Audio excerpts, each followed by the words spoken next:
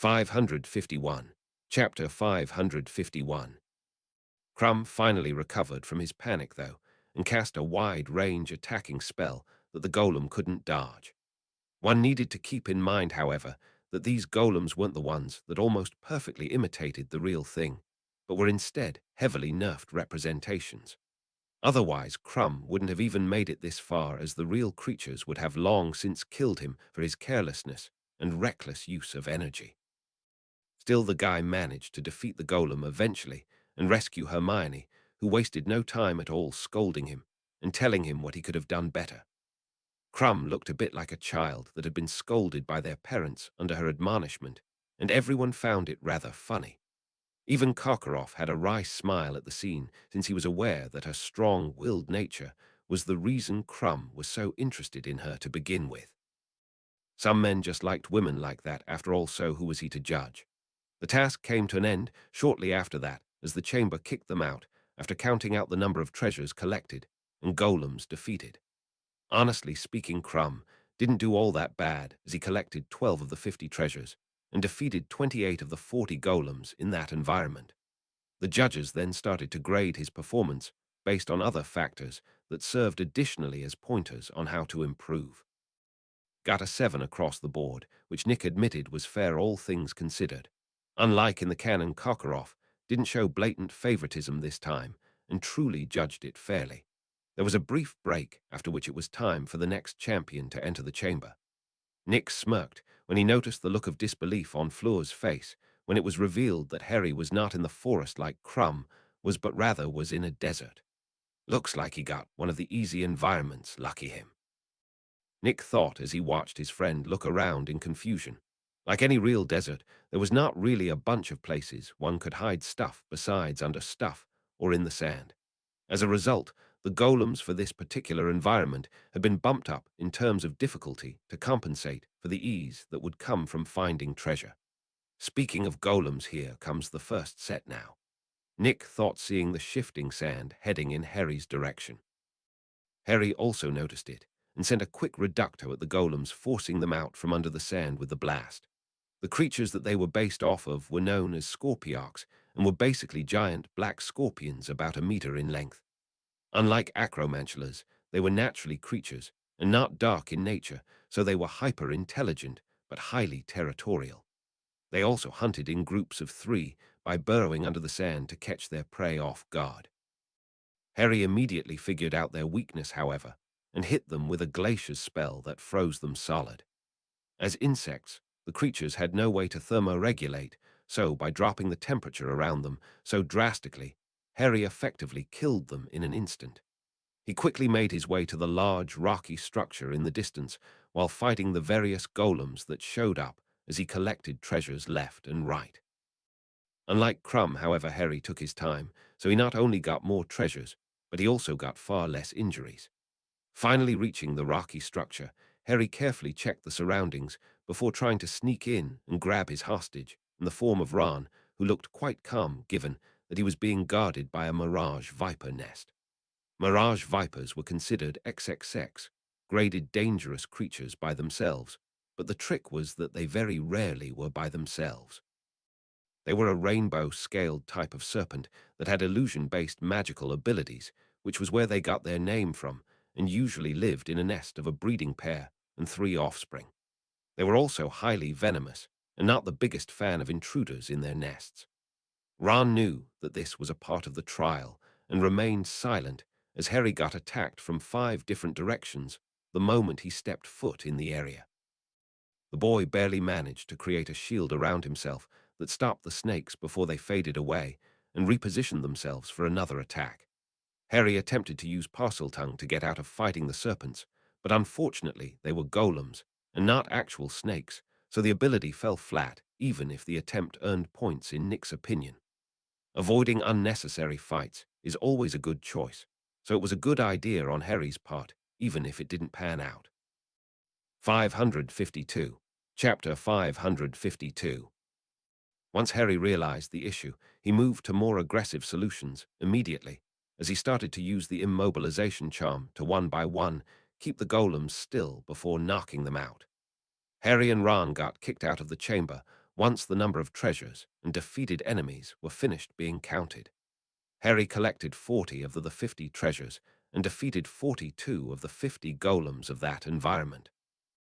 The judges made it clear that they were impressed with his performance, and Harry took the lead in points for this task with 2 10s and 2 9s from the judges.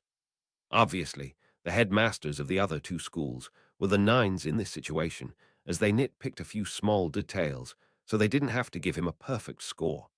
It was petty, but to be expected, so no one made a fuss about it. Once again, there was a small break before it was finally time for the final champion to enter the chamber.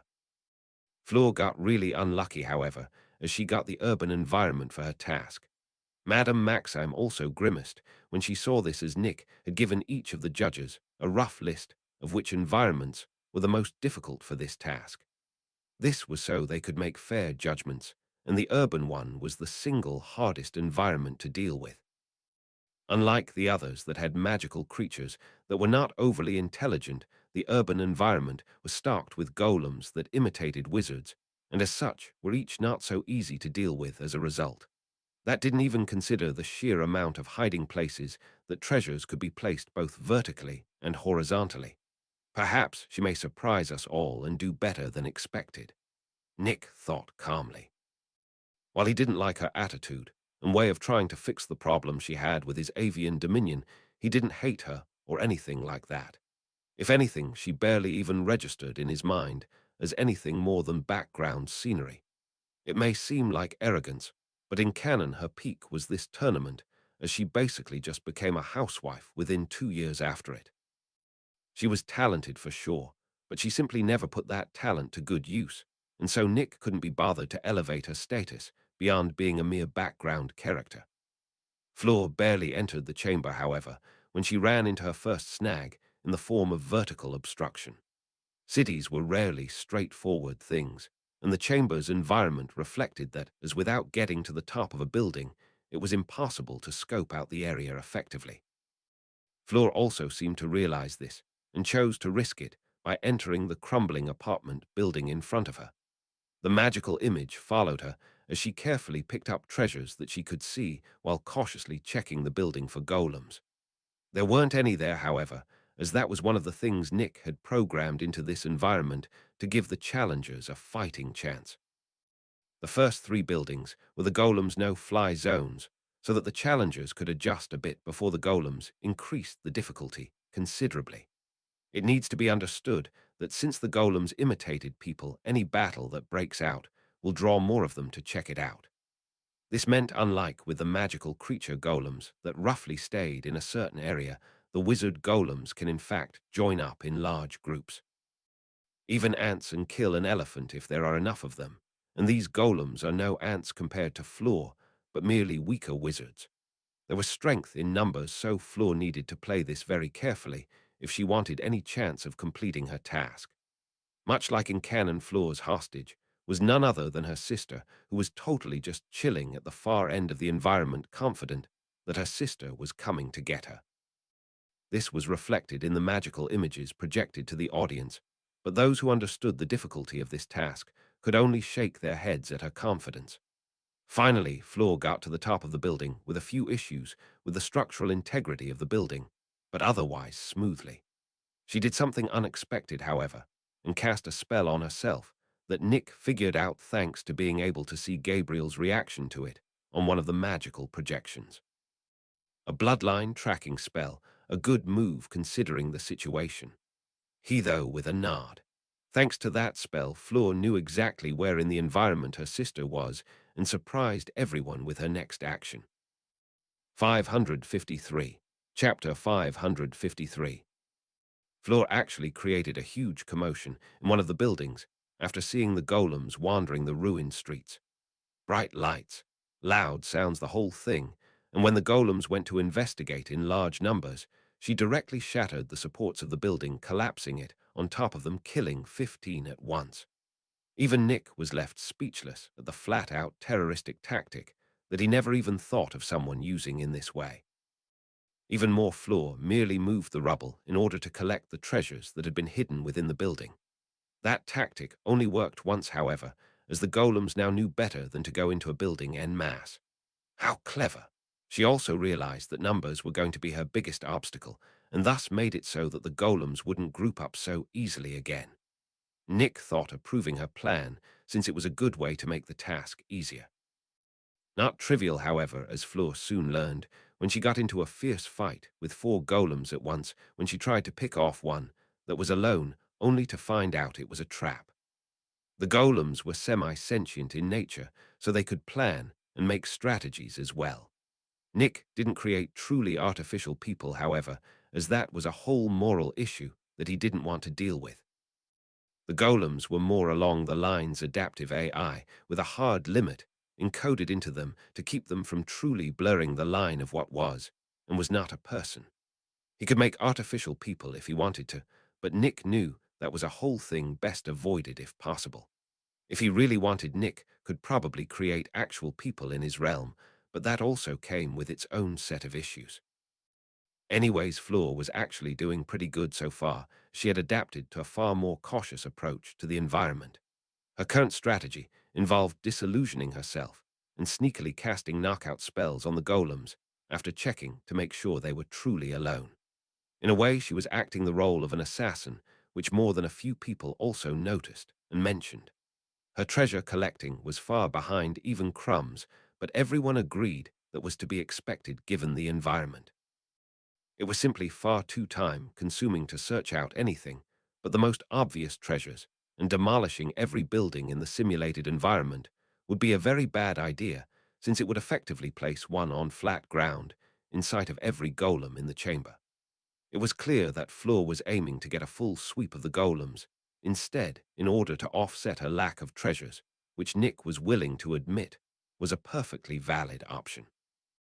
Her environment favored combat over seeking treasure. After all, so the plan had solid viability, so long as she was careful, which she was. The longer she behaved like an assassin, the more she started to improve in it to an almost scary degree. She went from clumsily sneaking around to almost predatorily snuffing out each golem silently. By the time she got near the building Gabriel was held in. Madame Maxim had a very concerned look watching this, as it did not paint a good image of Fleur. Most of the crowd watching the task was starting to think she was actually an assassin. Thankfully, the task was almost over as she finally entered the building cautiously, but all the English wizards stiffened when they saw the guardian golem, a Death Eater. Unlike all the other golems that were weak, dumb minions, this one was borderline human in how it functioned. As a result, it rolled out of the way when Fleur tried to catch it off guard like the other golems. What followed was a perfect example of magical combat, as both Fleur and the golem traded spells and shields, devastating every spot nearby, as they took the fight outside to keep it away from Gabriel. Once outside, things got even more heated as wide-range destructive spells were used. Those who had seen actual combat watched on sternly at the uncomfortably accurate showing of the horror of the previous 2 wizarding wars. All of the judges gave Nick a hard look at this, but he remained unfazed watching the projection. Eventually, however, Fleur managed to take advantage of a small opening to finish the golem off. Nick clapped at this, much to everyone else's confusion, until he explained that she had successfully defeated every golem in the task, which deserved applause. 554. Chapter 554. Wasn't standing ovation impressive, but it certainly deserved recognition. That was what Fleur and Gabriel exited the chamber to, much to their confusion. The applause died down as the judges scored the results along with the results showed by the chamber. 50 out of 50 golems defeated and 20 out of 50 treasures collected.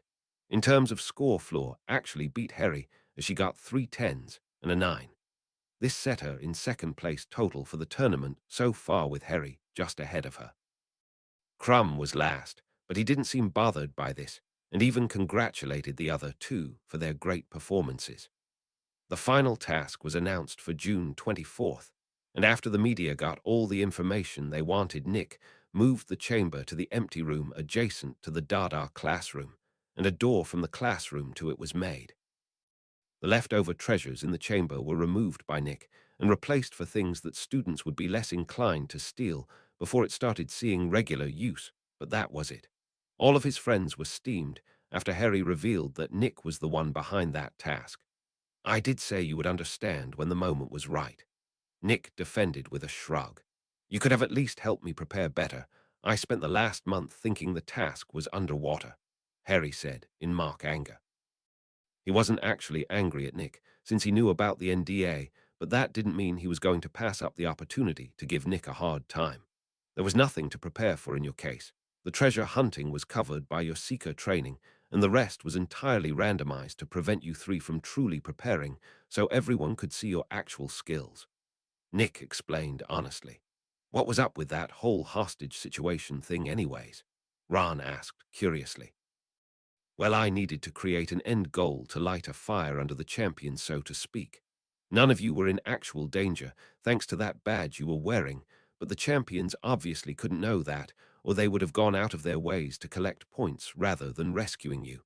No point in a competition that no one gives their best for after all," Nick said honestly. "Why did only I have to get tied up, though?" Hermione complained. "That was entirely the golem's choice, not mine. I just made the thing act like a normal acromantula, so that's not my fault," Nick said with a shrug. "I think I am glad Harry got the desert rather than the forest. I bloody hate spiders," Ron said with a shiver at the mere thought. "Well, it was a 1 in 10 chance for each of the environments, so it was anyone's bet who got what," Nick said honestly. "Which was the hardest?" Daphne asked curiously. "The urban one, hands down. Between the wizard golems and the huge amount of strange places treasure could be hidden, it was in a league all its own," Nick said seriously. "Now that you mention it, those golems did act like actual people kinda, especially that last one," Tracy said with a thoughtful look. "What was that place based off of anyway?" Harry asked curiously. "What the world likely would look like if muggles and wizards were to break out into war at this exact moment." Nick said seriously. "What? We wouldn't destroy a city like that," Ron said, offended. Nick shook his head. "First, you are heavily underestimating the amount of power a wizard has at any given moment, and second, most of the damage would be from the muggles, not us," he said honestly. All of his friends were in disbelief, but they could tell that he wasn't joking at all and meant what he said. "Since when were muggles so scary?" Ron muttered in confusion. "Since about 50 years ago, when they came up with a weapon that matched the greatest power wizards have to this day, the nuclear bomb. It takes a wizard on mine or Dumbledore's level most of our power to destroy an entire city. The Muggle have hundreds or thousands of bombs capable of the same," Nick answered honestly. Hermione tried to argue that that would be a last resort kind of thing, but Nick had to explain just how terrifying wizards were for the average Muggle. A single above-average wizard could brainwash the entire Muggle government with ease, and that sort of power was a scary thing. It would thus not come as a surprise to see Muggles go straight for the deep end if a war broke out between them and wizards. 555. Chapter 555. This was admittedly a pessimistic way of looking at it, since besides testing those weapons had only been used offensively twice. Soon enough, though, this argument will become pointless, as Grindelwald's ritual drew to completion, rendering the vast majority of Muggle weaponry ineffective. Nick was fairly certain of the date of the ritual, as well as there was only one that would serve this purpose perfectly: Beltane. At that time, the Earth's mana skyrockets for a brief few hours before settling down again. Grindelwald's ritual will either increase the duration of this spike until it becomes the new normal, or use the many sacrifices he made to flood the earth with mana. It was hard to say exactly which it was, however, as both had the exact same preparatory steps in this case. Nick, as a result, redoubled his efforts clearing the room of hidden things and copying the library over the next 2 months. He had also started the process for early graduation, which caused some commotion, as the ministry tried to avert the growing sense of unease that everyone had as the date of the ritual's completion neared. It was an instinctual sort of feeling that wizards' connection to magic told them about, but few truly knew where the source of this discomfort came from.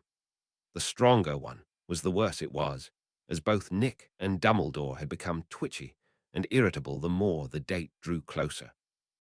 Dumbledore had enough self-control to maintain decorum, but Nick was forced to isolate himself to prevent any incidents, as he got uncomfortably close to blasting someone apart for walking near him in the library.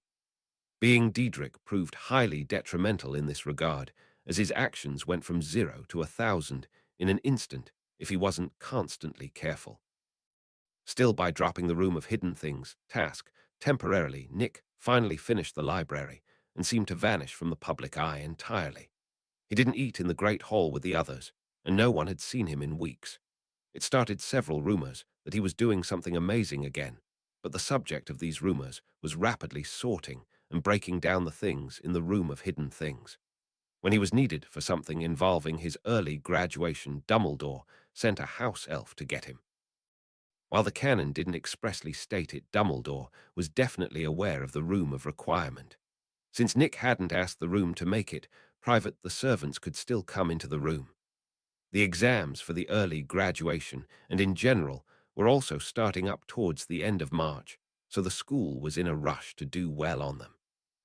Nick's exams were especially difficult compared to, say, the final year students, but were easy for him since he had long since surpassed that level of knowledge and skill. Finally, though, Nick completed cleaning out the Room of Hidden Things right on April 18th. The realm's size had grown by about 10% from before he started cleaning out the room, and the mana density was suffocating within it at the moment, which led to the golden apple tree thriving. It also caused a strange discord between his original body and the one he used to copy the books in the library in terms of power. The secondary body originally was at the same level of power as the original, but after being exposed to higher concentrations of ambient mana for a long time, it had surpassed the original body's power and was at the peak of Tier 4 and needed but a small push to reach Tier 5.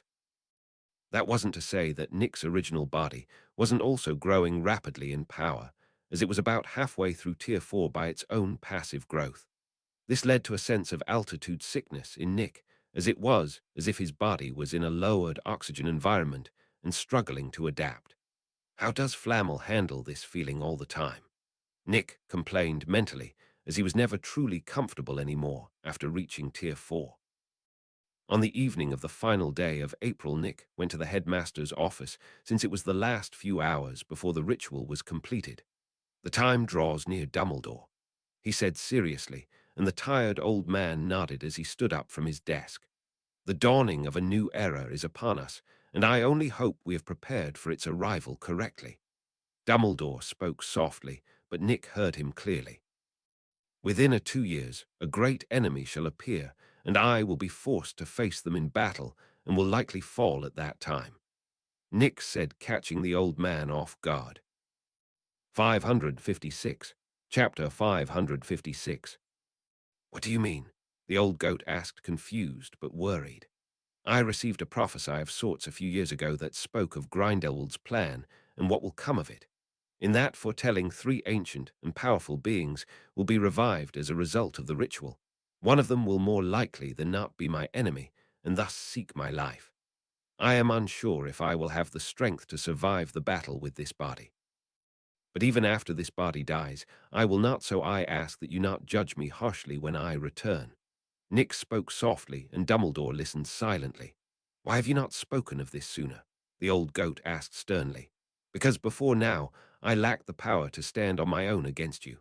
I could not risk it to reveal this before my safety was ensured. Selfish, I know," Nick said, with more than a little shame. He knew that sharing this knowledge would likely allow others to prepare better for Zeus's return, but at the same time, he was afraid of Dumbledore attacking him in hopes of staving off the future. The old man had done bad things in the name of prophecy before, so it was a valid concern. "I understand. While I may wish that your fears lacked substance, I know better. I must ask, however, would removing you have changed anything at all?" the old man asked, gently. Nick shook his head. "No. By the time I learned of this prophecy, Grindelwald was already enacting his plan. All removing me would have accomplished was to leave the world defenseless against the being I will clash with," he said honestly. It was a harsh but fair assessment as far as Nick could tell of the situation. "Then there is nothing for me to be concerned about. I have made many mistakes, so I dare not say I wouldn't make another should you have revealed this sooner. You did what you believed best, and no one can fault you for that given the situation. Did you know that for the longest time I wondered what it was that drove you to seek power so fervently? I couldn't understand it. You were already well on your way to my level, yet you never slowed down. Dumbledore spoke calmly. The old wizard spoke of what he saw and felt when watching Nick's progress until they both felt the mana level start to rise. Moments later, the world lit up like a light bulb as Grindelwald began his ritual. Nick immediately identified the route he took as the mana levels started to grow denser and denser, with no sign of stopping even after the time of the Beltane surge came to an end. With that in mind, Nick started calculating exactly how long Grindelwald's ritual could extend the surging of mana. The answer he got was just short of a single year. 3 days short, in fact, which meant that the mana levels around the world would soon stabilize at a certain point. It did too as the light faded, and Nick felt the mana stop growing even if it was chaotic at the moment. Sweet Merlin, it's almost 10 times denser than my island before the ritual. Nick thought in shock. Call an emergency meeting with the school, bring the other schools as well. Everyone is probably panicking right now, and you are respected enough to calm them down. He said seriously, and Dumbledore nodded in agreement. What of yourself? He asked seriously. I'm going to go strengthen the barrier, keeping the stuff in the forest away from the school. It might be calm at the moment, but after everything grows more powerful from this amount of mana, things will get dicey as they try to leave the forest.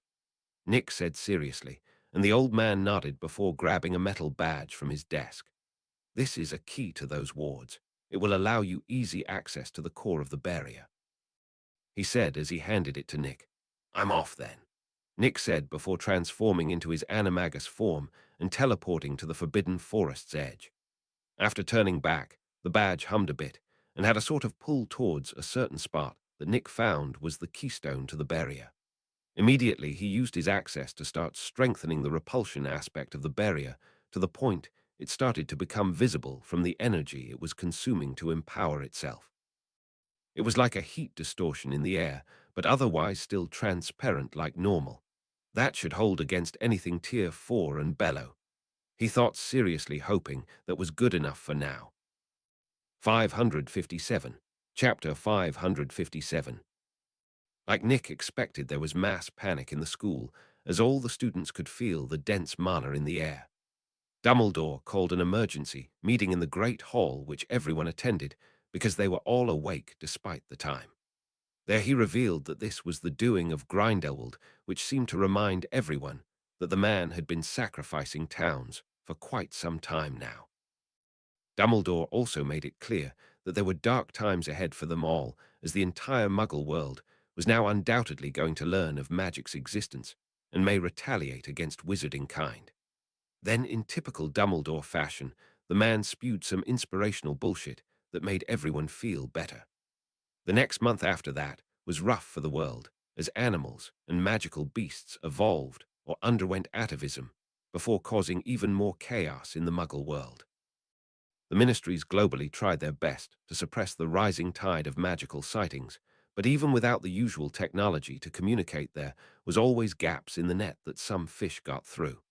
So by the end of May, the majority of the world was somewhat aware of the existence of magic.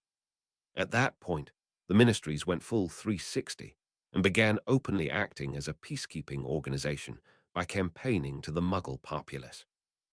The governments, however, were less than pleased at the state of things, and the ugliness of humans reared its head as civil war broke out on an almost global scale, as ambitious people took advantage of the situation to form war bands to raid supplies and take territories. In but a single month, the world had been set back to the Middle Ages in nearly all regards. Medicine from before the ritual that was cheap was now worth its weight in gold, as the technology to mass produce it no longer worked in most cases, and the war bands were hoarding it fiercely. While many would like to assume that wizards were better off than the Muggles, that simply was not true. Without the statute of secrecy being enforced, a great deal of wizards, dissatisfied with the laws of the ministry, started to do whatever they wanted. Some joined the war bands to be treated like royalty by the Muggles who sought protection from the many new magical creatures that roamed the world. The vast majority of wizarding kind was still under the ministries, but those with power and ambition had left for the most part. The cities had also become devastated places, as the many new or transformed magical beasts attacked them, causing much destruction that couldn't be repaired, as the machines that Muggles relied on no longer worked. The death toll went up every day from murder, magical beast attacks, natural disasters that came more frequently, and disease. Hogwarts and Hogsmeade had become prime real estate, as many flocked to Dumbledore for protection. Even though he never accepted it, the old man was effectively made king by the people around him, with Hogwarts being turned into the symbol of his power. The Triwizard Tournament was unanimously ended with the person with the most points being declared the winner, which was Harry in this case, after which the other schools rushed back to their own homelands to try and control the situation. Nick had been especially busy, as he was early graduated and went to work with his army of Atronachs, putting out fires all over the English Isles. The Ministry turned a blind eye to the fact that he clearly had this army before the world went nuts, since he was helping massively. The Atronachs repelled the magical beasts due to their almost all-inclusive elemental typings and high Tier 3 power. Even the dragons that had broken free of wizarding control after evolving or undergoing atavism were repelled if enough Atronachs were present. Beyond military applications, however, the Atronachs worked as laborers since they never tired and were able to take orders. Nick himself had moved out of Hogwarts and was operating out of his island that was now roughly pinpointed by the populace since he sent Atronachs out regularly. There was even a whole group of Muggles that had moved to that area to settle in hopes that he would protect them. Besides using his Atronachs, Nick also worked out a way to communicate over long distances after finding a star whose material turned out to have dimensional affinities that he was able to mix with a modified protean charm to create a budding magical communication system that had signal towers connected to mirror-like bracelets that could send and receive information in small amounts. The trick was that each bracelet was tied to one's magical frequency, so it worked like a phone number in that you had to connect to that frequency to communicate with that person. 558. Chapter 558. There was still a problem with this method of communication, in that the range of the signal towers was not that great, and that the towers themselves were targets of magical beasts, and the war bands that knew once communications were back up, it would only be a matter of time before others would start being able to move against them. The biggest advantage they had at the moment was that it took too long for someone to report seeing them, and as a result, they were nearly impossible to wipe out, since they were rarely still in the same place the report said they were. Once a near instantaneous method of communication, like with those bracelets, was implemented, though that would change. One needs to remember that the majority of those in the war bands were Muggles, so while the wizards could probably escape easily, the others would not be so lucky. With that understood, the bands worked to impede the expansion of the method beyond Nick's current region. Nick himself was helpless about this, as he simply didn't have enough Atronachs to protect every tower without letting the magical beasts run rampant. By the end of June, there was a total of 5 towers in the English Isles, with 4 of them being in his territory, and the final being at Hogwarts to help Dumbledore with managing the situation over there. There had been other factors that had popped up as well during the time after the ritual changed the world in the Isles. Production-type wizarding families, or wizards in general, were raking in money by the fistful. The reason for this was for a single simple reason: food. Without the vast tracts of farmland that was only doable by huge amounts of people or machines, food was now a very big problem. Many isolated farms had been ravaged by the magical beasts and war bands, so the production of food had been dropped so low that mass starvation was a very real issue. That was where the production-type wizards came in, as they grew crops many times larger than normal that they sold to the communities willing to pay for it. Dumbledore didn't have this issue thanks to Professor Sprout and Hagrid already having established gardens that merely got expanded. Nick, though, had to come up with a way to feed the people under him efficiently, as fishing was simply not sustainable for the increasingly large population he had flocking to under his banner. He wasn't really surprised to see that most of those wizards who sought him out were craftsmen that assumed he would favor them as a craftsman himself. As for production-type wizards that could grow food, he had a total of two, and they were heavily guarded by his most powerful Atranax, and at least two decently powerful vampires, since the vampire community in the Isles had all moved to his settlement under the orders of the royal clan. There was a bit of backlash about this at first, but Nick took care of that with a simple public statement. If you don't want to deal with them, leave. It was blunt and more than a little rude, but Nick had no patience for petty squabbles about the nature of the vampires. No one even needed to worry about them anyways, since he had created fountains of blood using Daedric runes that kept them perfectly civil so long as they wanted to be. Any troublemakers were made examples of not by Nick, but by the vampires themselves, which helped their public image immensely. Thanks to the golems and Atranax that he created, Nick's area on the map was already starting to take the shape of a city with high enchanted walls and architecture that was a mix of Dwemer and Elvish by his own design. The buildings were a strange mix of soft-looking curves and sturdy stone and metal construction. If one imagined all of this with the way nature appeared before the ritual, then they would be sorely mistaken. Plant life had also evolved after the mana density had increased, so all of the deforested areas and damaged environments globally had rapidly filled with new tall, powerful trees and plants. The world had really been reset to a degree, which was admittedly a good thing, as the problems caused by pollution were rapidly being cleared up by magic. The biggest problem, however, was the creatures that spawned from magic, adapting them to their toxic environments. Fish with poisonous flesh, birds that dripped oil as they flew that was highly flammable, and then there was the treants that were starting to pop up. Trees given intelligence by the mana they took in that remembered the things people did and made their displeasure known to any unlucky enough to cross their path. 559. Chapter 559. These malicious beings were a very big problem due to an innate ability. They all had nature magic. The treants had the innate ability to command the plant life around them via magic, which meant that should they leave their forests and find themselves on farmland, they effectively turned it into a honey trap that in truth only promises death. This unfortunately resulted in every tree within a certain distance of a city or farm being forcefully removed. Nick wasn't the one who had this problem due to his area being near the sea and thus nearly barren of trees to begin with. Dumbledore, however, was having serious problems with it thanks to the Forbidden Forest and other trees near Hogwarts and Hogsmeade. The biggest problem that Nick had, however, was the sea beasts that already lived near his island, having transformed into more powerful and aggressive beings that made the sea unsafe. Speaking of the island, Nick's mana, gathering array with the new normal level of mana in the world, had created a pocket of near-toxically dense mana within the island.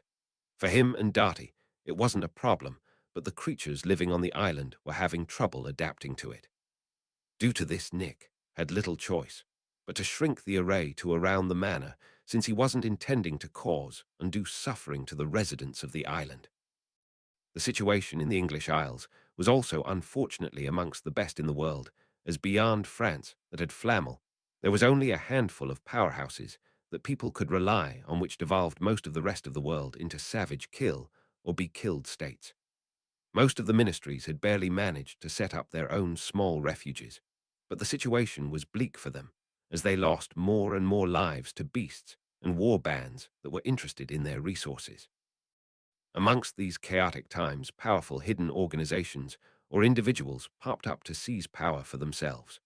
One such organization was none other than the Order of the Golden Sands, led by the one known only as the Elder, who was a powerful being that easily suppressed the beasts in their territory. Unfortunately, the organization was wizard supremacy-based, and as a result any muggles that sought shelter under them were enslaved to provide for the wizards. Without the weapons that made them a force to be feared, muggles were unfortunately vastly outmatched at this point, and the wizards knew it.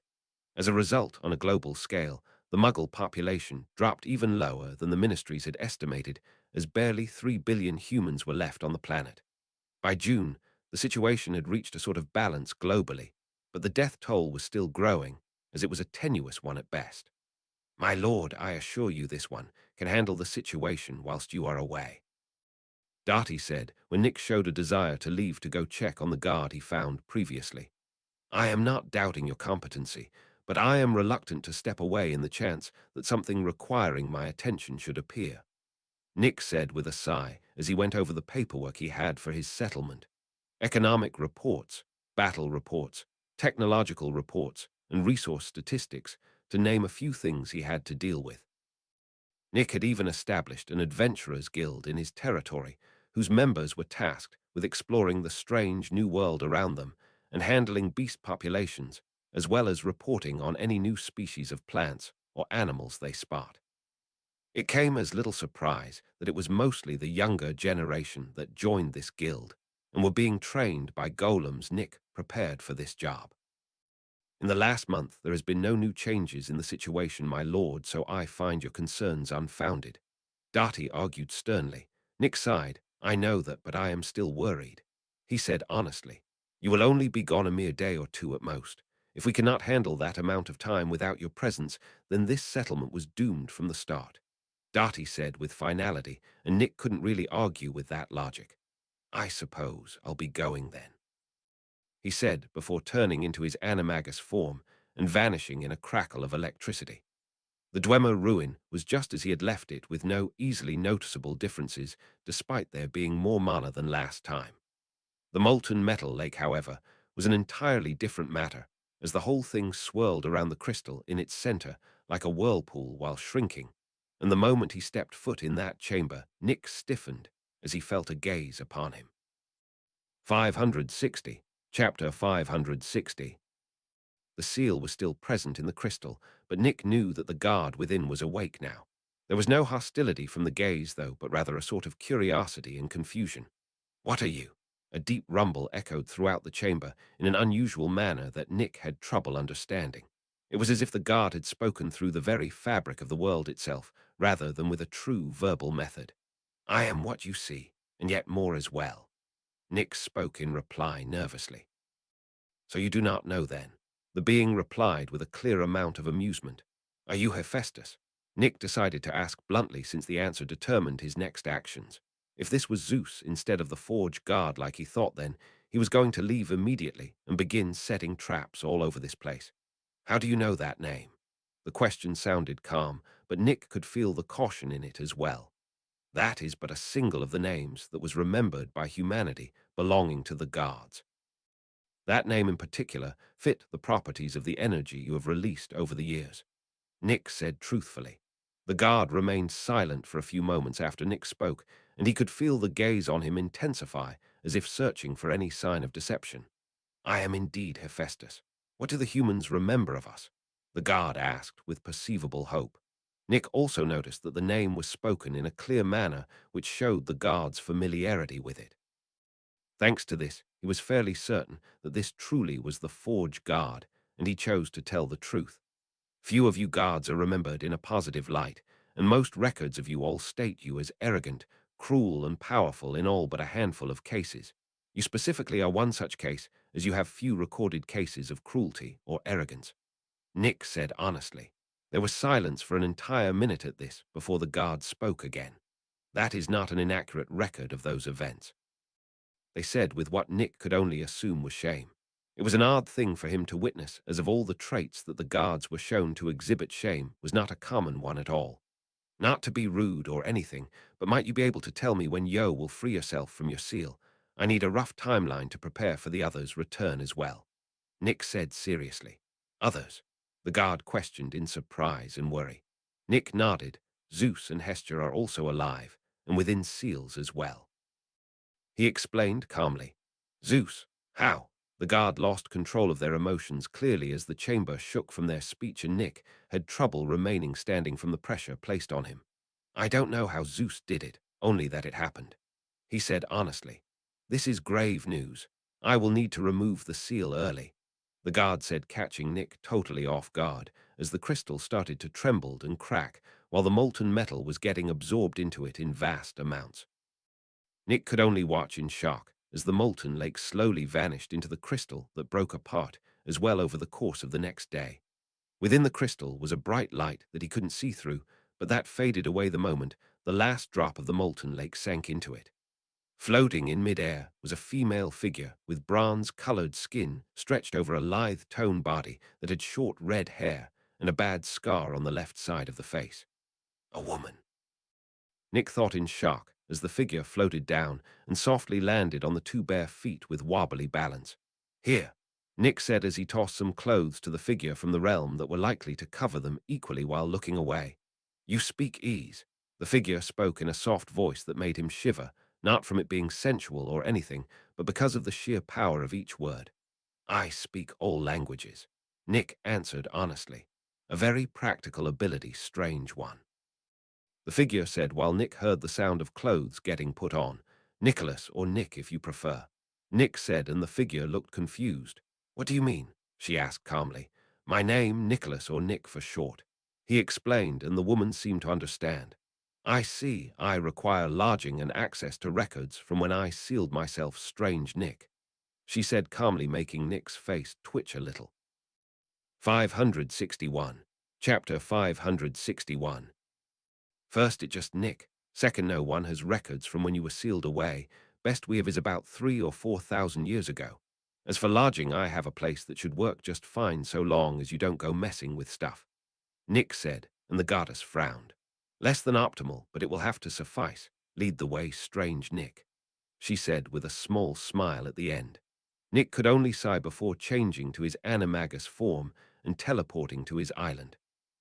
This was actually a small test on his part to see if she could follow him through space itself, since if not, then it would be a viable escape method from Zeus. I do not recognize this creature you have taken the form of. What is it? The goddess asked curiously from right next to him in mid-air. I think I may have underestimated what a god was capable of. Nick thought more than a little bothered by how easy she followed him. Keying her into the ward, Nick descended from the sky towards the manor with the goddess casually following behind him. After landing, Nick turned back to normal before addressing the question he was asked. That is a celestial bird, the natural offspring of a phoenix and a thunderbird. It can also be considered another true form of mine. He explained honestly. It surprises me to learn that those two prideful creatures would have an offspring. Hestia and Zeus's favored beasts usually avoided each other in my time. The goddess said, giving Nick a piece of information that he didn't previously have. He assumed that thunderbirds had some sort of tie to Zeus given the massive overlap between the two, but the fact that Hestia was tied to phoenixes was new. Not too surprising, though, considering Hestia was considered the keeper of the eternal flame of Olympus, so the tie was easy enough to see. This residence is also rather humble, is it not? In my time, a great mage would live in grand palaces of marble and gold. The goddess said, looking the manor with clear surprise. I don't need so much space for living, since I am a craftsman before all else. Nick said honestly, and he noticed the goddess's eyes lit up in excitement when he said that. You have a forge, then? She asked enthusiastically. I have a forge, an enchantment room, for whatever I happen to be working on at any given moment. Nick said honestly. I would like access to these places, she said with big pleading eyes that worked uncomfortably well at making him want to say yes immediately.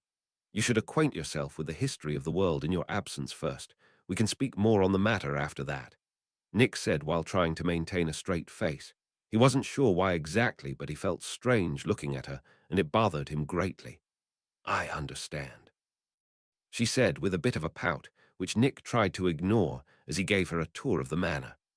The library had, of course, been updated and organized with the copies he made of the Hogwarts books, as well as the things he got from the Room of Hidden Things.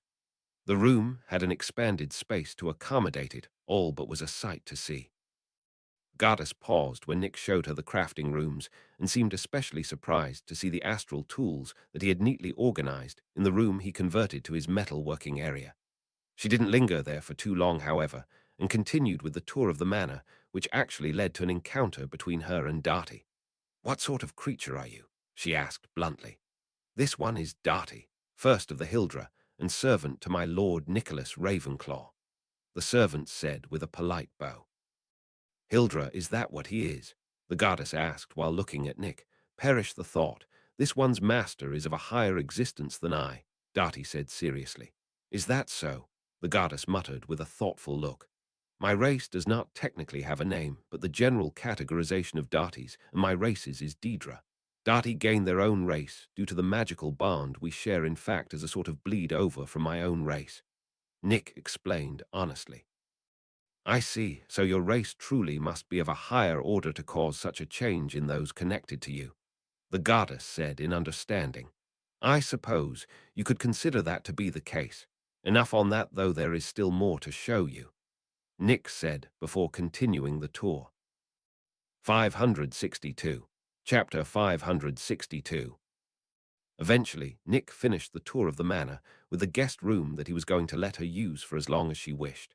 It will serve my purposes well enough, she said blandly after looking over the room. That reminds me, but can I ask why your form is female? The records I have all allude to you being male in nature. Nick said, finally unable to resist the urge to know what was going on. She actually looked sad at this question, which told him this next bit would be unpleasant. I was born with the crafting and metal domains, which were until then believed to be male-oriented domains. Admittedly, they do indeed suit males better in general due to the innate advantages in body structure. My progenitor, Zeus, was enraged at this, as he believed it a slight against him by fate. He thus burnt my visage and decreed that I would only be described as and treated as though I was male. She explained before looking at Nick for his reaction, only to be surprised to see a look of anger on his face. It would seem the records don't do Zeus justice, as he is even worse than depicted, and as you'll no doubt come to realize, that is a very bad image already. Honestly, what sort of monster would treat their own child in such a way for no good reason, a beautiful daughter no less? Nick fumed, and the goddess looked at him in a new way. Zeus is not a being to be mocked or disobeyed lightly. She warned seriously. Why should I be afraid when I am already likely to clash with him upon his return? Nick said with a scoff. Her eyes widened. Why would you clash with him? You draw close to the limits of mortality, but are not yet a god, so he shouldn't concern himself with you upon his return. She said, confused. This should serve as reason enough to believe otherwise. Nick said while taking out the book that Kronos had written to show her. This is an ancient text older than even I am, she said seriously before opening it to read its contents. A written prophecy by Zeus's progenitor. I knew that he was a grand seer, but nothing ever this far-flung about the future. She breathed out in shock. Yes, and from what I gather he saw far more than a single timeline into the future as well. I can't even imagine the sort of strain such a thing might place on one, Nick said honestly. This was true as well as even in the cases of Grindelwald and Trelawney. Merely seeing a single timeline, a few years in the future, left them in a wretched state afterwards.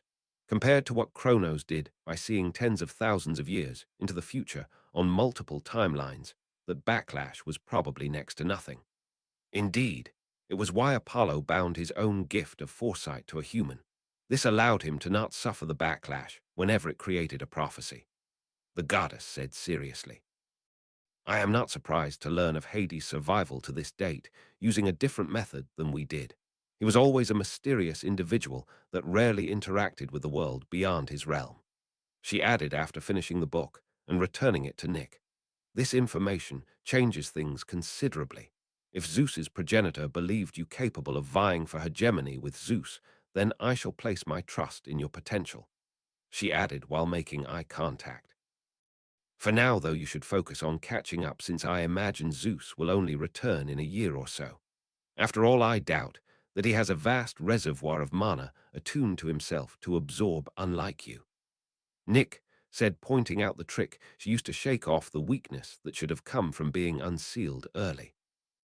It was quite clever, actually, as she gambled that the mana levels would return to normal before she died, and placed a tiny gap in the seal to allow the molten metal to be created and accumulate over time around her seal. The metal being created by mana, attuned to her thus, allowed her to reabsorb to metal as pure energy that removed her weakness in an instant. To put it simply, she made it so that she could unseal herself whenever she wanted after the mana returned to comfortable levels. If she did so early, then she shook off the weakness that came with that. But if she undid the seal slowly like she would have normally, she would gain a boost of extra power beyond her peak by absorbing the metal. 563. Chapter 563. After that, Hephaestus practically lived within the library and regularly received sweets from Dottie, since she apparently had a huge sweet tooth. Nick would have thought it funny if the woman didn't have an appetite way bigger than her lithe, toned frame would make you think. She was by no means a big woman, as she only stood at about 5'7" and had a deceptively narrow body. Despite this, she ate nearly her body weight in food without any issue at all before going back to the books in the library. Nick had other things to worry about, however, as the same day he brought her back to the manor, he received news that a few war bands were starting to test the edges of his defenses for weaknesses. If I went and made an example out of them, how badly do you think everyone would take it? Nick asked Sirius, who was working as the head of the Adventurers Guild and people's representative to Nick at the moment. The man saw the way that London was going under the ministry that could now act more tyrannical and moved his family homeland and all to Nick's area since it was a better option. Nick had been putting him to work since then and was at the moment in a meeting with him about these war bands trying his patience. It wouldn't go over well if we made the first move. A lot of people are still stuck in the way things used to be and aren't willing to accept such a violent approach, even if I personally think it a good one. Sirius said honestly. I thought so. I don't want to wait for an attack to justify retaliation, though. Any suggestions? Nick asked with a sigh. Got anything flashy, but mostly harmless that would serve as a warning? Sirius asked, and Nick thought about it for a moment. Well, I could send a huge murder of crow beasts to pester them. He offered, and Sirius immediately shook his head. It might look like a biological attack if you did that, since the crows tend to carry diseases with them. He said, and Nick cursed himself for not taking that into account. I could always create a storm to soak them away. Nick suggested. So long as you keep any lightning out of it that should do the trick, we would need someone to keep an eye on them to make sure they don't try to pull a fast one for that whole time, though. Sirius said after some thought on it. Send the twins. They've been badgering me about trying out some new prank items since they got here after they graduated. Nick said with a smirk. The twins saw how bad it was in Diagon Alley when they went to set up a shop and decided to try their luck at Nick's new settlement, which had panned out really well for them so far. Their shop was a local favorite, as they sold magical props to the muggles living here, as well as the wizards, so they got regular high-volume business, as the muggles kept coming back for more. They even had a few muggles working in their shop, happily, which admittedly helped considerably, as most wizards were rather standoffish with muggles still, so things were tense. The twins' shop helps break down this tension a lot, which Nick was all for.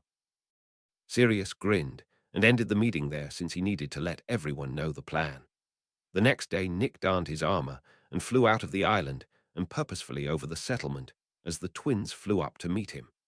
The three war bands were smart and made sure they were in 3 separate locations a few miles away from the edge of his area. Nick made sure that they saw him above them as he flared his magic and summoned a downpour on them. A few wizards tried to take him down while he was there, but they got harsh lessons as he turned them into donkeys. Really made an ass of themselves, huh? Fred joked at this, and the 3 of them laughed at the joke. All right, you too. If they try to leave the storms without actually going away, let me know so I can have the rain chase them. Nick said, and the twins saluted in an exaggerated manner. With that done, Nick went back to the island to get back to his paperwork, while his second body worked on another project of his, the lexicon. 564. Chapter 564. As both bodies were Nick's, he could in fact multitask using them, and as it turned out, the Dwemer was more cautious than expected. Rather than stuffing all the knowledge within it into the head of whoever tried to read it, the small cube only took out a single tome's worth of information at a time before it needed to be activated again. In a way, Nick had to admit that it made sense, as the Dwemer wanted to protect its knowledge from being lost so obviously. It wouldn't do if the method used caused the person reading it to go brain-dead. Nick was more than happy about this, as it meant he could slowly assimilate the knowledge within the lexicon without worrying about the mind of his body getting fried. Diedrich brains were durable, but if you suddenly shoved hundreds, if not thousands of years worth of knowledge into it, and that durability was bound to be overwhelmed. Nick wasn't worried about his own mind getting damaged, as it was connected to his essence, which was not entirely present in the bodies he piloted. If one of them get overloaded like that, he would get a bit of backlash, but would otherwise be unbothered by it. There was one rule that sort of limited his ability to multitask, however, in that he can only control one body in one realm, so both of his bodies have to be in a different realm if he wants to control them both at the same time. Still, that rule was not a problem at all, since any sort of multitasking was better than none at all. As for the knowledge that the Dwemer put into the lexicon, it would be better to ask what wasn't there. Diedrich anatomy, crafting techniques, geology, herbology, high-end mathematics. You think of any subject, and the lexicon held at least something on it. The part that got Nick excited, though, was when a chunk of knowledge regarding tonal magic popped up. Tonal magic was a fascinating subject that very few on Nern ever learned even a little of, as the Dwemer were highly protective of it. The idea was basically that all things had a sort of tone to them, and if you could recreate that tone, you could in theory recreate that thing in its entirety. There was more to it than that, obviously, but that was the basic premise of the magic. The Dwemer were especially prodigious at this form of magic, as it was even the way by which Kagrenak Zero summed the entire race. By messing with the tone of a god's heart and trying to fuse it with that of the tone of the Dwemer race. More likely than not, he was actually intending on forcefully ascending himself to divinity to fight off those attacking at the time, but ended up dragging the rest of the race in the realm alongside him to non-existence. It was an arrogant thing to try and steal a god's divinity to force oneself to that level, and Kagrenak paid the price for it. But that was an extreme example of tonal magic, when the best use of it was in another, more subtle way: resonance. By creating a tonal resonance, one could make nearly any piece of magic or enchantment dozens of times more powerful. It was a bit like turning up the volume on a speaker to make music louder. The music itself doesn't really change, but it carries further and can be heard more clearly like it had changed. Nick wanted tonal magic, specifically for the uses in crafting, that it would have that would let him take another step forward on that path. His crafting domain was going in an entirely different direction than any other craftsman before him, so it likely felt totally different than Hephaestus's own. Magical beings with similar domains felt it after a certain level of power, and yet Hephaestus was entirely caught off guard by the reveal that he was a craftsman. Nick couldn't blame her, since even he couldn't feel her crafting domain, as they were nothing alike. Nick's domain was made of each of his styles, and his experiences with them, as well as what he has created on his own, or learned from others. As a result, it was full of concepts and things that weren't from this world, or even the same world as each other, so there was no one in the world with a similar crafting domain. What he did share with Hephaestus, however, was a fire domain, as they both walked a similar path in that regard, though with her obviously being much further ahead of him in it. 565. Chapter 565. 3 days after Nick created the rainstorms over the war bands to shoo them away, Hephaestus eagerly approached him. "I have completed all of the tomes within your archive. I would like to use the crafting rooms now," she said eagerly. Nick froze mid-quill stroke when he heard this. "I'm sorry, I think I misheard you. Did you say you completed everything in my library?" he asked in disbelief. "Indeed, I would like access to the crafting rooms now," she said eagerly. Nick frankly didn't believe her, but after asking a few questions, he couldn't deny that she actually read through the whole collection of information he had in the library. "Fine, you may use the crafting rooms, but try not to destroy anything in the process. Some of that equipment was hard to get after all," Nick said with a sigh, and the goddess practically skipped out of his office in joy. "I hope she doesn't go too crazy in there," he thought worriedly. He had a lot of valuable materials stocked up and really didn't want them to get destroyed, because the goddess decided to craft a weapon to split the sea or some such other needlessly overpowered item. No more than an hour later, the red-haired goddess came back to the office with a confused expression. "Is something the matter?" Nick asked, concerned, seeing this. "I cannot understand the purpose of many of the tools you have in the forging room. I require assistance." she said honestly. Give me a moment to finish up here, and I'll try to explain them all, Nick said calmly before turning his attention back to the paperwork that he had to do. Running a settlement took a lot of work after all. About 10 minutes later, Nick finished his work and got up to head over to the forge room. Hephaestus followed him closely, and to his surprise, looped her arm under his own to hold his hand. "What are you doing?" he exclaimed while distancing himself from her in shock. She looked confused. "Are you not hosting me in the attempt to mate with me?" she asked casually, and Nick shook his head. "What on earth gave you that idea?" he asked, fearing there may have been some sort of misunderstanding. "I fail to understand why else you would be willing to inconvenience yourself like this otherwise," she said honestly. Nick finally understood where the problem was when she said this and sighed. "I should have considered that the way the world worked in your time was different than it currently does. While I will freely admit to feeling attracted to you, that has nothing to do with why I am allowing you to stay here. The truth is simply because it made the most sense to do so. At this moment, there is probably only a handful of beings that can even understand you on this planet, and out of all of them, I trust a single one not to try and use you for their own agendas," Nick explained seriously. She frowned at this. "I fail to understand," she admitted honestly. "Perhaps you are unaware of it, but at this exact moment, there is not a single being on the entire planet that could stop you if you wanted to do something. While I am not entirely sure which tier you as a god are at, I do know that the highest being alive other than you at the moment is merely a low tier 5. Rather than allow you to be used for others' gain, I figure it would be best to keep you here out of the world's attention and unburdened by expectations that you don't deserve," Nick said honestly. "In other words, I want nothing from you at all in exchange for you staying as a guest," he added to clarify. "But you do find me attractive then, despite this," she said while motioning to her scarred face. "Out of everything I just said, you focused on that." "Yes, you are attractive, annoyingly so considering I don't have the time to entertain such a thing," Nick said with a huff. "I have not been desired before. It is pleasant," she said with a smile.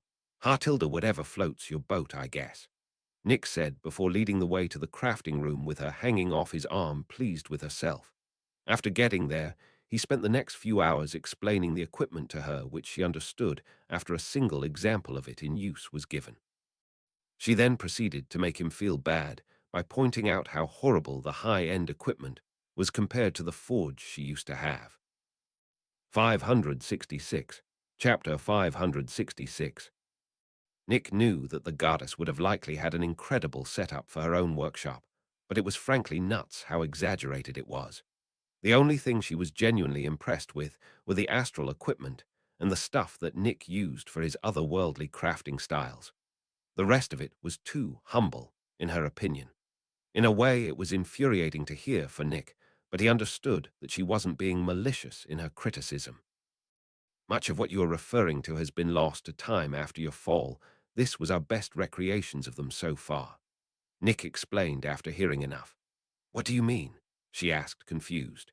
"Magical beings, as it turned out, aren't very fond of writing down or sharing their knowledge with the rest of the world. This meant that all we have had to work with after your fall was the leftover equipment and the scant few records of them that existed.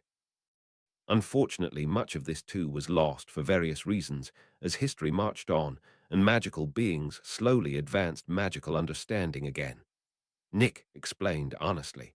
"I see. That explains why there was a confounding lack of higher knowledge within your library. Much within it was even incomplete or false in certain circumstances," Hephaestus said with an understanding look. Nick wasn't surprised to hear this, since he himself had spotted a few inconsistencies or falsities in the various sources of information he had gone through. The problem, however, was the difficulty in proving which, if either, was the correct direction for the information.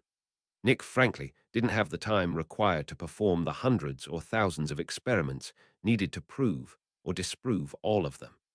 Now, however, he didn't need to if he could get Hephaestus to share her own knowledge.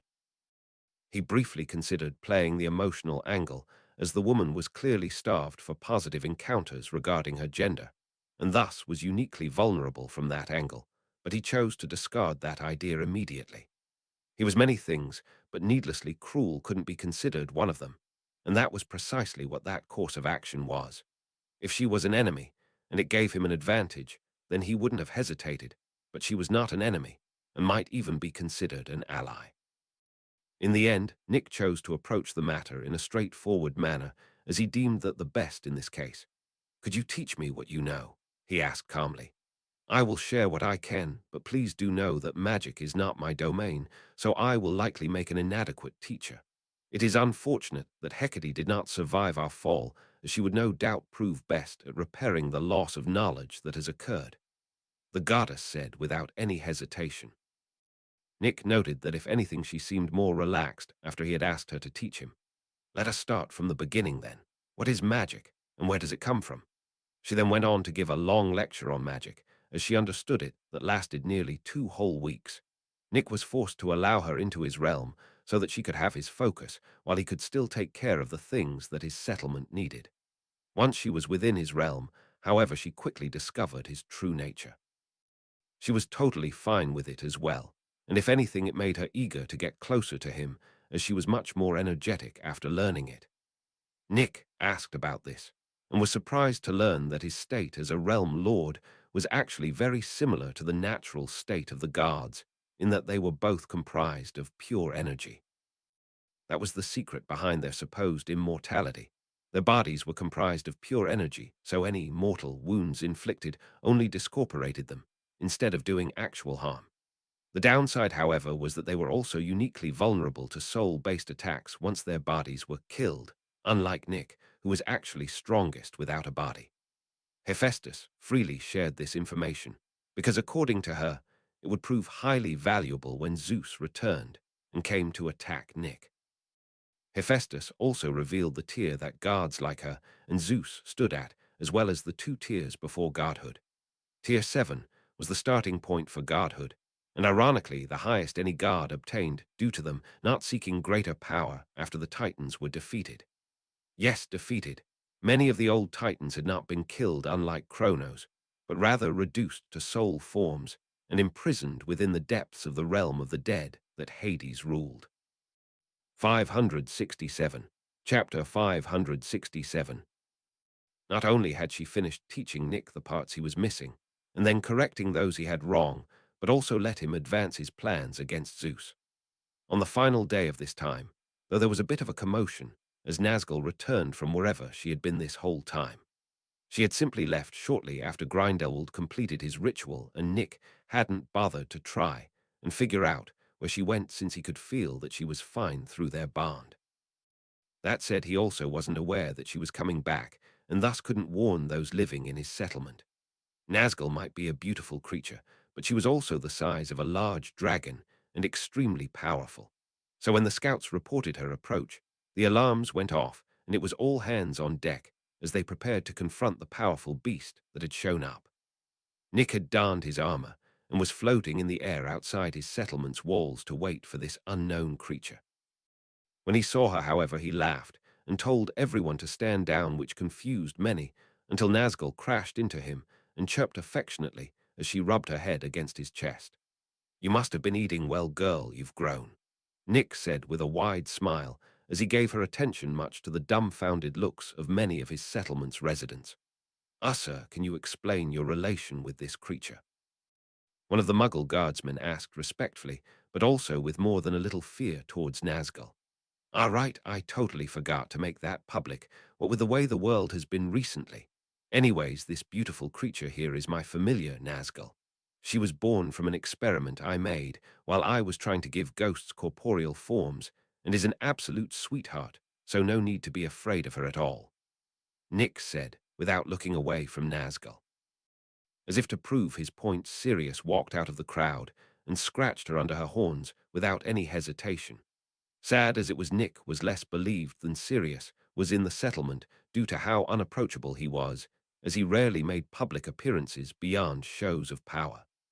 Sirius, on the other hand, was an active participant in the community that was formed in the settlement and well known by everyone. With the man confirming what Nick said with his actions, everyone relaxed, and a few of the braver folk even tried to pet Nazgul as well, if rather nervously. She just flopped down with a heavy thud, with a content expression at the attention. Seeing as he wasn't needed anymore, Nick went back to the island, and Nazgul shrunk down and followed after once she was satisfied with the attention she received. At the same time, Hephaestus was finishing up her lesson and was ready to go back to the normal world. Nick thought nothing of it and let her out, but the moment he did so, the goddess noticed Nazgul and stiffened as a look of terror appeared on her face. She immediately hid behind Nick like he was able to protect her from anything that could legitimately threaten her. What is that thing?" she asked in panic, while Nazgul just tilted her head at the goddess in confusion. Nick was equally confused about why the goddess was so afraid of Nazgul, until he remembered what she said about the true nature of gods and how they were uniquely vulnerable to soul-based attacks after their bodies were killed. Nazgul was a perfect counter to gods, as she was able to bypass one's body and attack a soul directly, even to the extent of truly destroying it. In other words, Nazgul was the natural predator to the gods that had never known what that was like. One would think that meant she was a genuine threat to them at this moment, but that was not actually the case, as despite being a perfect counter, she was still only tier 4, much like Nick himself. Compared to a tier 7, she may as well be a bug with how easy any guard could kill her at the moment, a fact the goddess seemed to not notice at the moment. "This is Nazgul, my familiar. She's quite friendly, I promise," Nick said reassuringly. The red-haired goddess relaxed minutely, but was still highly vigilant against Nazgul, who got bored of the interaction and yawned before curling up to go to sleep. It was rather amusing to see the goddess be left speechless at the sheer lack of care given by the hyper-dangerous soul-devouring beast in front of her. 568. Chapter 568. It ended up taking a few days, but Hephaestus eventually got comfortable with Nazgul's presence. Nick had a sneaking suspicion that most of that time was merely a ploy at trying to get closer to him. The goddess was not subtle at all in what she wanted, even though she seemed to think he didn't notice. Nick chose to play dumb, however, like he was Ron levels of romantically dense, since he absolutely did not want to deal with the matter. He had far too much on his plate to even entertain the thought of romance with even a human, much less a literal goddess. Still, she was at least being vague enough that he could play it off easy enough. Honestly speaking, Nick could understand why she was trying to partner up with him, as on an existential level, he was damn near perfectly attuned to her. Their personalities and domains just sort of clicked with each other, and to top it off, he was just as immortal as she was. In her own words, he was a god waiting to happen, as he was existentially on the same level, but was merely 3 tiers of power lower, though that was soon to be only 2.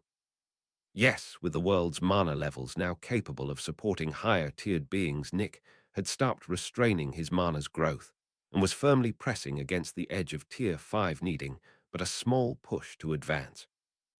Hephaestus was a font of helpful information about this process, as she had the experience of witnessing a mortal become a god in the form of Asclepius. Tier 5 was the first step on this path, so it was obvious that only those truly talented or willing to sacrifice could succeed at becoming divine. Tier 5 was different than the first 4 tiers that were all about mana accumulation, as it was a qualitative leap forward, if a minor one. According to Hephaestus, one reached Tier 5 by firmly grasping the domains associated with them and infusing one's mana with them to cause a transition to begin. That was the essence of Tier 5, a transition period from mortal to divine. This infusion of domains was the reason why a god's energy, when not controlled, turned into whatever their domains were. For Hephaestus, it became a metal that was in a malleable form for crafting. For Zeus, it was a thunderous storm that crackled with lightning. Nick unfortunately had this distinct problem of possessing too many domains that needed to be infused equally into the tiniest part of his mana. Grasping one's domains was not an easy matter at all, as it was a bit like closing one's eyes to pinpoint the location of a sound.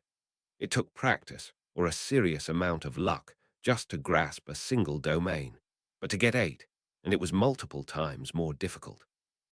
Hephaestus even suggested that he discard a few of his domains to ease the difficulty, but the mere thought of relinquishing them at this step enraged him greatly. Relinquishing a domain was not as simple as merely choosing to keep it out of this process, but rather dropping all talent, accomplishments, and abilities related to it entirely. This meant for Nick that he had to give up a part of what made him, well, him.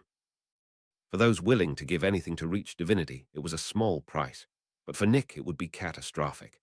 Each of his domains were tied to each of the others in a delicate balance that if he dropped even a single one, his entire path up to now would be voided out almost entirely. He had worked far too hard and paid in blood, sweat, and tears to get where he is, and refused to be set back for a faster and smoother advancement. For someone born divine like Hephaestus, she couldn't understand what about it enraged him so much as grasping domains to be used was as easy as breathing for her. Nick explained it as a difference in starting points to her, where she began life far ahead of people like him, and thus simply couldn't understand what it truly cost to get there from rock bottom. But for wizards like him, it was a thing they were intimately familiar with and almost always proud of. To be told to discard all of one's effort and struggles to get to the next step was like insulting everything they had done to get there. Nick, as a result, stopped reading the lexicon with his second body and instead used the entirety of its attention to the task of grasping his domains with very little to say for it after 2 weeks of time. 569. Chapter 569. While his second body was working on that, Nick's main body was working with Hephaestus to upgrade the forging room to her standards, or at least as close as they could get. As she quickly learned, a vast majority of the resources that the guards had plentiful amounts of were in rare or non-existent supply at this point in time. She had even gone to check places that they had previously used for storing things, only to find out they had been raided or the things within had been ravaged by time and a lack of care in maintaining them. This didn't mean she came back totally empty-handed, however, as there were a few spots that she kept secret from even the other guards, or were inherently hard to find without prior knowledge of the location. One such place was her personal armory, where she stored the things that she felt were too good for others, or that she simply didn't want to hand over. She had been clever in her hiding place for the armory and placed it between moments in time at a very specific location. Specifically, the split second between night and day at the heart of Mount Everest. She didn't intend to keep these weapons and powerful artifacts, though, and used a spell that Nick wanted very badly because of how useful it would be. She simply called it Dismantle, which was a fitting name considering that it turned fully complete creations back into their base components without any loss at all. With this spell, Nick could finally upgrade his wand to be able to match him with all the ways to improve its original design that he had discovered until now. Daedric runes, organic smithing, starlight empowerment, and soul fueling. Hephaestus was more than happy to dismantle his wand, as well as she was quite curious to see him craft something, as this entire time she had not yet done so. Nick, of course, saved the feather within the wand before she dismantled the wand, as he didn't want to reset the progress the wand had made already. Instead, what he was doing was more akin to placing a core in a new housing than anything else, and the best part was that there was no margin of incompatibility between the old housing and the new one, as they were actually the same thing. All the runes and enchantments placed on the wand by Ollivander's ancestor vanished from the wood, and the wand itself was returned to being a branch of wood like it was before it had been carved into a wand. Nick was surprised to find that it was actually a very large and sturdy-looking branch that as is could be used as a focus for magic. I see. It was a staff blank originally, but the ancestor wasted most of it to create a wand instead. Nick thought in understanding after seeing this. Where did you get this? Hephaestus asked seriously as she stared at the branch intensely. It was found in the tomb of an ancient wizard alongside a note that said, "Man's first mistake." Why do you recognize it? Nick asked curiously, as he had always been curious as to this piece of wood's true origin. How could I ever mistake the wood of that tree for anything else? Long ago, when Zeus and the rest of the gods broke free from their progenitor and slew or imprisoned the rest of the Titans, they came together to create a single tree so that the world might be populated with lower species for them to rule over. The tree did not bear a name, as its creators never bothered to give it one, and it was from the tree that the first humans were born to resemble us gods. They, however, did not possess the gift of magic, and could not making them flawed things, which displeased Zeus greatly, as what was the point of ruling over a race that couldn't possibly understand the gap between them and himself. In his rage, Zeus commanded the first humans to destroy that which birthed them, and they obeyed. The tree had great power, however, and upon being felled unleashed a vicious power upon humanity to spite Zeus a final time, potential for divinity in a select few that was hidden due to needing a key ingredient to manifest. It needed a spark of divinity to be placed within the humans before it could appear. At the time, no one knew of this, and when the gods led by Zeus began to mate with the humans, the offspring born were what you now know of as the first wizards. Humans born with the potential of the gods, but flawed innately just as their progenitors. She spoke seriously. 570, chapter 570. And what became of the wood that the tree was made of? Nick asked curiously. Zeus had the tree's wood burned in the flames of the realm of the dead, so that it would draw the souls of the humans that died to that place. It is why I am surprised to see that a branch of it has survived to this time, likely hidden by those first humans from Zeus, no doubt, she said honestly. So the first mistake of man was to be born flawed? Nick asked, with a frown, as that was an odd way to think, to say the least. Perhaps it refers to the act of hiding the wood from Zeus instead. He's not one to take disobedience well. Hephaestus offered, and Nick felt that fit much better, but he couldn't say for sure what the true meaning was, as it was simply too vague. Still, the fact that the entire branch could be used as a focus near perfectly threw a wrench in Nick's plans, as he was just going to remake his wand originally, but that was rather wasteful compared to a staff like he could make now. The first step, though, is to strip off the unneeded parts like the bark and any hindering parts for magical flow, Nick said as he went to work. Hephaestus didn't say anything, but watched intently as he carefully carved the blank into the correct form. The final shape was a 5-foot-long piece of wood that was mostly straight with a hollow space at the top, like an eye socket. Nick then began to slowly infuse the wood itself with starlight material and the various improvers that he had. Then he split the staff open and began to carefully carve the Daedric runes into the wood that he found were perfect for wand making previously. He went even further than usual with this step, as he had more room to work with, and so could add even more runes to the wood to improve it further. He hesitated to place the feather within the staff, however, as he felt it was not enough for it. In an epiphany moment, he realized what it was he needed to add as well, a part of himself. From his head, he plucked a single strand of his own hair and carefully entwined it around the feather before placing it within the staff and closing it up. Immediately the staff began to hum and glow as the core synced up with the wood, and Nick had a smile that grew wider and wider as he sensed the power of the staff before him. The final touch came as he infused the staff with a powerful soul that he had prepared beforehand by feeding a single fragment of his own soul that was barely more than a grain of sand compared to the entirety of his soul, many weaker souls to strengthen it. He, of course, fed that grain of his own soul pure soul energy rather than the actual souls, since he wanted it to remain in its proper shape.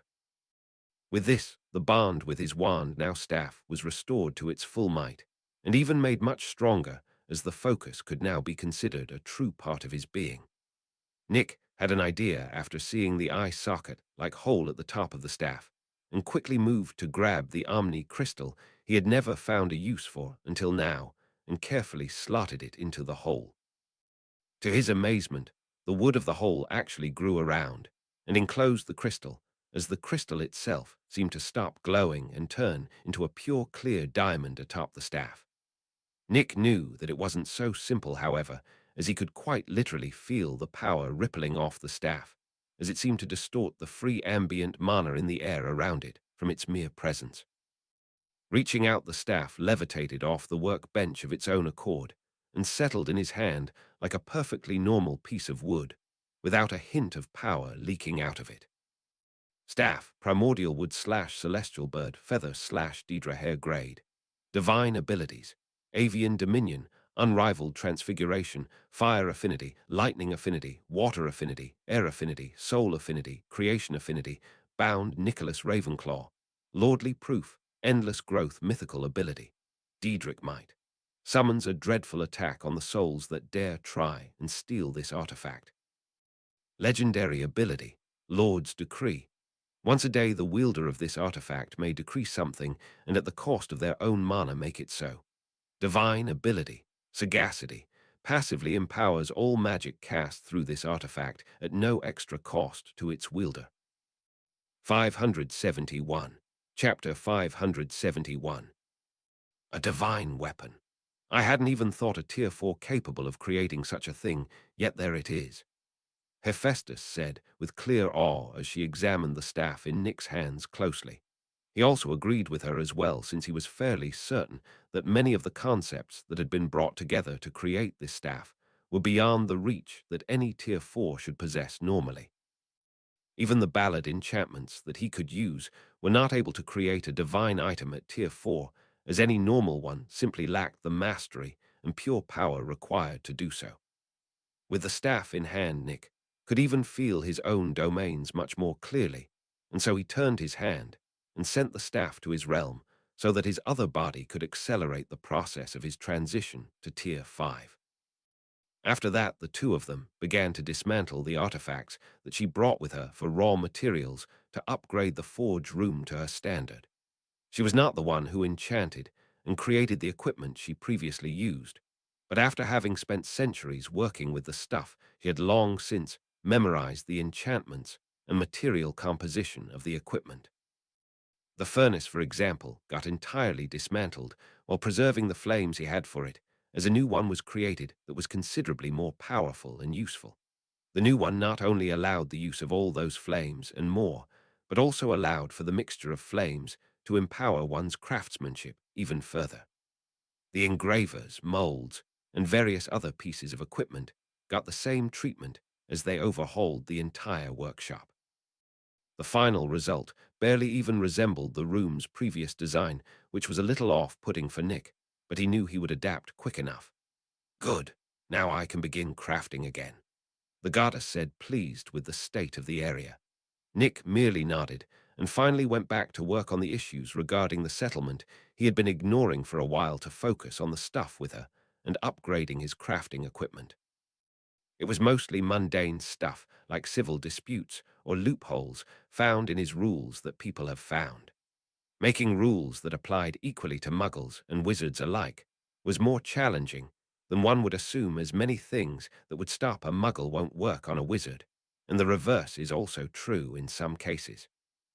Still, as it was tedious, but simple stuff like that, Nick caught up fairly quickly and was finally able to start working on the really important stuff, like expanding his magical communication network, as well as claiming and fortifying more land around his area for farming and possible future city expansion.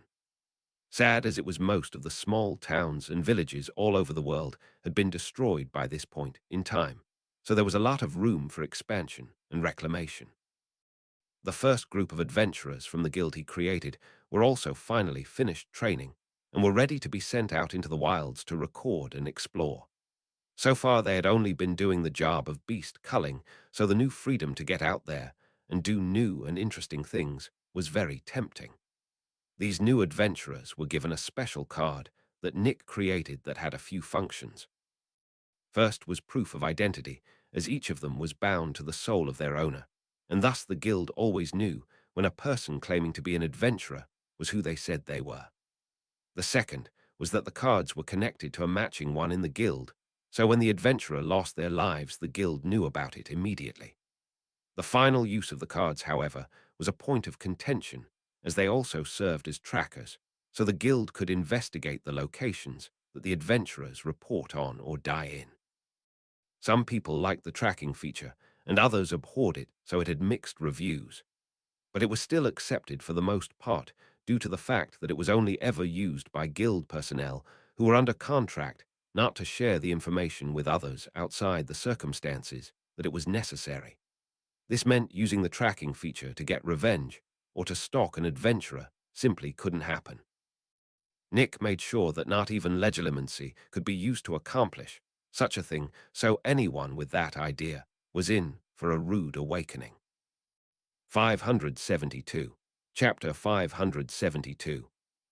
About 3 days after the adventurers started to head out to explore and categorize the surrounding flora and fauna, Nick got a report that made him quite angry. The war bands that he had chased off previously had come back in even greater numbers. Not only that, but they had finally made it clear what it was that they wanted by capturing or killing most of the adventurers that had left the settlement's walls. They put forth demands of surrender and even asked for Nick's head in exchange for the hostages back. There was not a riot because of stupid people in the settlement, because anyone who thought that was a good idea was quickly convinced by the smart people living there that it was not in fact a good idea. Nick's anger caused his presence to crash down on his surrounds, which drew Hephaestus out of the workshop to check on him. "I am sorry that my outburst disturbed you. I am merely angered by the audacity of these people despite my generosity. They made pests of themselves out of greed or ambition, and I mercifully chased them away without any injury at all. Now they have come back in greater numbers, and not only killed or captured my subjects, but even dared ask for my life to free those they took," Nick said angrily. He had tried to give these people a chance to turn themselves around, or at the very least become someone else's problem, but instead they escalated the situation. "You have done your duty as a good ruler and tried to limit the loss of life, but now it is time to take it instead," the goddess said coldly. Unlike Nick, she was a bit better at controlling her power, so despite her own anger at the audacity of these people, she did not affect her surrounds. Nick knew that her anger came from a place of closeness, as she had clearly grown attached to him, so the idea of someone wanting him dead upset her. "I know, they will be dead by the end of the day." Nick spoke firmly as he stood up, and his staff appeared in his hand, while his armor assembled itself on his body. "For a first-time warning such as this, a quick death will suffice," Celebrimber said from the mindscape from experience. The elf lord was once a ruler himself, so he knew what to do in matters such as this. "I will be killing them quickly anyways, but first I need to rescue the hostages," Nick thought, and the elf lord gave an approving nod. Flying out of the barrier around his island, Nick went straight to the settlement to find a few people for the next step. The hostages are likely being guarded heavily, so simply sneaking into the place they are being held was going to work. As a result, Nick planned to draw out all the people guarding the hostages as a distraction, while the team he was getting now grabbed the hostages and retreated. The team was going to consist of Sirius, the twins, and 3 muggles that had proven themselves excellent in combat. Sad as it was those born with the talent to be warriors before the ritual reset, everything simply couldn't excel at anything else and struggled in the world. Now, however, they could fully unleash their talents so long as they had the opportunity. Nick was more than happy to give them exactly that, with magical weapons and armors made to close the gap between the magical and mundane in terms of combat. Hunters, they had been dubbed by those in the settlement who saw them training or fending off the occasional magical beast that got too close to the settlement. There were roughly 4 sorts of hunters from what Nick could see, not because that was all that could be, but by their own design. The first sort were the assassins that used short but fast weapons and stealth to try and finish their prey off quickly. The second were the juggernauts that focused their entire skill set on pure defense, and as a result were slow and used heavy massive weapons for more damage if they hit, but were also less likely to actually land a blow. The third sort was the rangers that focused their entire skill set on long-range attacks via either magical guns or in a few rare cases bows. These ones were arguably the most dangerous, as if you weren't aware of them, they could kill you without you ever seeing a single sign of them. Their final sort were the death dealers, people that took parts from the other 3 and fused them into a combat style that could perform in every circumstance, but were not as good at each part as those fully specialized in it. 573. Chapter 573. The 3 muggles that Nick was going to get along with the wizards were hunters that stood head and shoulders above the others in performance. Eustace Cormac, an assassin who used twin short swords with armor-piercing enchantments and chameleon enchanted light armor. Michael Smith, a juggernaut who wielded a massive hammer with a tremoring enchantment and wore a full set of thick plate armor with a gravity manipulation enchantment. Finally, there was the odd one out of the hunters, merry Ernest, who wielded an extremely narrow dagger and specialized in poisons that caused others to avoid her as much as possible. Nick kicked up a bit of dust when he landed in the area of the settlement that the hunters used to spar and train. He then called out the names of all three of these people and waited for them to come to him. The first to appear was Michael Smith, who, despite looking like a walking tank and had a hammer whose head was as big as his torso on his back, didn't sink into the ground at all, like he weighed nothing at all. Next was Eustace Cormac, that tried to sneak up on Nick, but was looked at casually by him, which made the man smile. Final came merry Ernest, who walked out of the shadows nearby wearing a dark green set of robes that clinked ever so subtly from the many vials of poison strapped to the inside of it. "I have a mission for you three in regards to the hostage situation we have," Nick said calmly, without trying to hide his intentions here at all. "Taking the two of us I can sort of understand, but why take him as well? No offense, Mike," Eustace questioned, while referring to himself and Mary as those chosen for the mission. "None taken," Michael said, not bothered at all at the doubt, since he clearly shared it as well. "It's because if things go bad, he is able to escape while covering everyone else. Perhaps you haven't realized it, but thanks to the way he is using that gravity enchantment, he can move freely and even probably swing that hammer as fast as your short sword. What do you think would happen if he were to switch his gravity to, say, 5 times more than normal mid-swing?" Nick asked, and both Mary and Eustace got the point if the shudder that ran through them was any indication.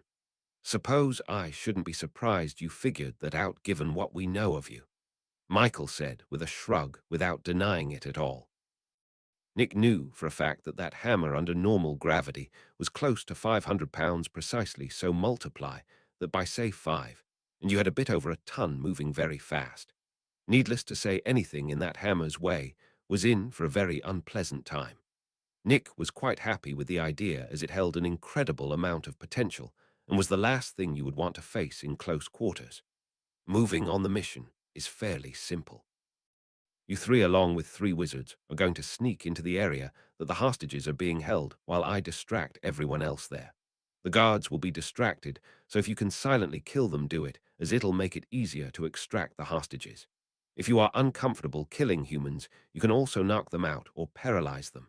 Once you free the hostages, send up a signal, and I'll open up an escape route for you," Nick explained seriously. "Why is the plan so simple?" Michael asked, confused. "Because complex plans almost never work out in the end.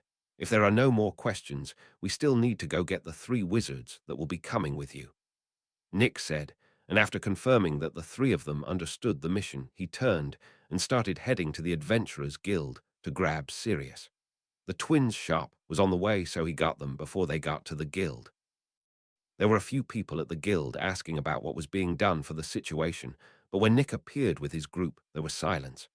"We are mounting a rescue and retaliation mission to rescue those taken, so please got about your days and wait for the news of our return," Nick said simply, but confidently.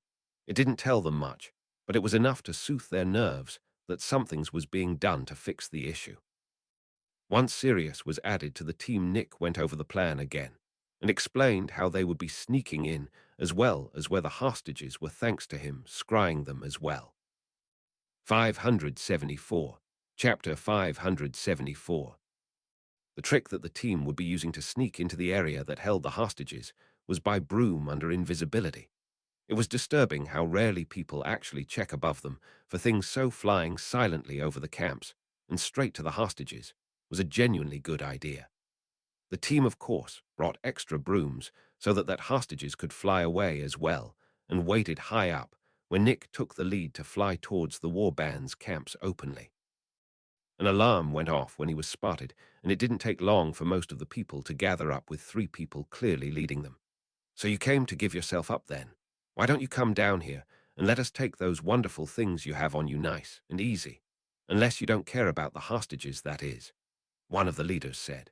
It was a grizzled-looking old wizard that Nick looked at in disgust with how filthy his soul was. Obviously, it was a dark wizard that decided to live out his ambitions for conquest. "You are mistaken about something.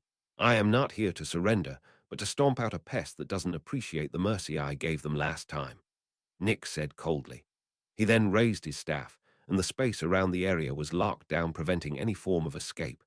"Attack! Kill him quickly!" the leaders commanded, and hundreds of spells and arrows shot into the sky at Nick, including many killing curses. He sneered at these attacks and pushed his staff forward. "Give me your souls." He spoke coldly as he used one of the abilities of his staff. Immediately, the very air shook as a wave of magical force erupted from the front of his staff towards the spot that many people were, including the leaders. The wave passed through all of them despite their shields and transfigurations to try and stop it, yet did not seem to do any damage. The people looked confused at first, but began to laugh and mock him for failing to do any damage at all. Their own attacks were easily dodged by Nick as he coldly landed on the ground and held out a hand palm facing up. Silence came, however, as bright lights started to seep out of everyone who had been hit by his decree. As the lights fully left the people's bodies, they dropped to the ground instantly, dead. Panic overcame the masses as they tried everything they could to stop their souls from being ripped out of their bodies, whether that was counter curses or even trying to attack Nick. None of it would do them any good, though, as once the price had been paid by Nick, in Mana his decree was made law, and there was nothing save a power on the same level that could stop it. The price to forcefully claim the souls of over 1,000 people was massive. Nick was pretty much a spent force after doing so. He played it off well, though, as he sucked in copious amounts of mana with each breath to try and restore that which was lost, but it was slow going. As more and more people lost their souls, it grew progressively quieter until there was only the sound of the wind blowing and the horror of all those spared that fate having witnessed it. Some fell to their knees to beg forgiveness, and others tried to flee, but the same result was achieved: death. Nick coldly used the least amount of magic he could to end the lives of each and every person present, regardless of if they surrendered or not. The team rescued the hostages during this chaos, and they all watched as Nick single-handedly passed judgment on the lives of those in the war bands. It was a shocking scene to watch, as though death personified had come to claim its due, as Nick strolled forward in a calm, even pace, with each step meaning the end of one or more lives. Even worse was they could see the bright lights exiting the bodies as Nick extracted the souls casually as he went. "This isn't a battle, it's a massacre," Sirius muttered, and none of those flying next to him could bring themselves to disagree. "Not even death saves them from him. What a monster," someone said, and they all remained quiet, not able to deny it. By the end of the next hour, all that was left of the war bands that came here was a collection of dead bodies, empty tents, and ownerless equipment. 575. Chapter 575. Nick didn't spare the empty camps another glance and slowly flew up into the air before returning back to his island after seeing that the hostages were fine. He saw the looks that he was getting from the entire group and sighed in disappointment. They clearly didn't understand the purpose behind what he did and only saw it as an act of cruelty. The truth of the matter was that Nick took no pleasure from the act at all and only did what he believed to be necessary. Mercy is all well and good when those who get it appreciate what they were given, but people like those war bands needed to be cut down as soon as possible. Nick wasn't going to explain this to the group of witnesses, though, as he felt it would be a waste of time since they had already made their own judgments on the matter. Those that knew the pain a repeated enemy could inflict like Sirius were clear about the necessity of wiping threats clean quickly, while the others were still stuck in the way the world used to work. Nick didn't blame them for it, though, as it had only been about 4 months since the ritual. Speaking of that amount of time, the next school year of Hogwarts was coming up in the next week, and the Ministry was starting to become problematic in that regard. See, the Ministry had finally had enough about not really having a say in the way the school operated and was now trying to force itself into the place. They did this by trying to have Dumbledore expelled as headmaster so that they could take control of the school, but they were hit with harsh rejection the moment they tried. The old wizard didn't even need to personally act on the matter, as the vast majority of the Isle's wizarding community rebelled and began to flock out of the Ministry's area of control. For a governmental institution like the Ministry, This was a devastating blow, as without subjects, no amount of new laws or procedures will accomplish anything at all. That rang the death knell of the ministry, as once the rest of its employees realized that the organization had no future, they too began to defect. Both Nick's and Dumbledore's settlements suddenly grew massively from the influx of new people that divided themselves between both sides of the Isle. That was the funny part about the locations of both settlements on the Isles, as Hogwarts, and thus Dumbledore's area, was far to the north in the Scottish Highlands. Nick's Island and settlement, however, was far to the south near the bottom of the Isle, in fact, so you could split the Isle in the middle, and both sides would have an equal amount of land to work with. You might assume that gaining so many new subjects from various backgrounds helped fill in the gaps that both settlements had, but you would be mistaken. While it was true that some gaps were filled, the fact was that some problems grew even greater in size as well. For example, food and shelter was now a very serious problem for both settlements, as neither had expected to suddenly have thousands more mouths to feed and house. This didn't even include the nightmare that was the amount of deaths caused by these people braving the wilderness to migrate to the settlements. Nick was powerful and skilled, but even he had limits to the amount of work he could handle at once without trading away his own personal growth in exchange. Regrettably, Nick was forced to install an actual governmental system for his now city-state to take a huge portion of work away from him and distribute it amongst different people. Sirius, as the Adventurers Guild Master, was now in charge of the public governmental aspects of that, which he complained about a lot. Percy was placed in charge of the economics, as he was a stickler for order and hard work, so he wasn't one to slack off.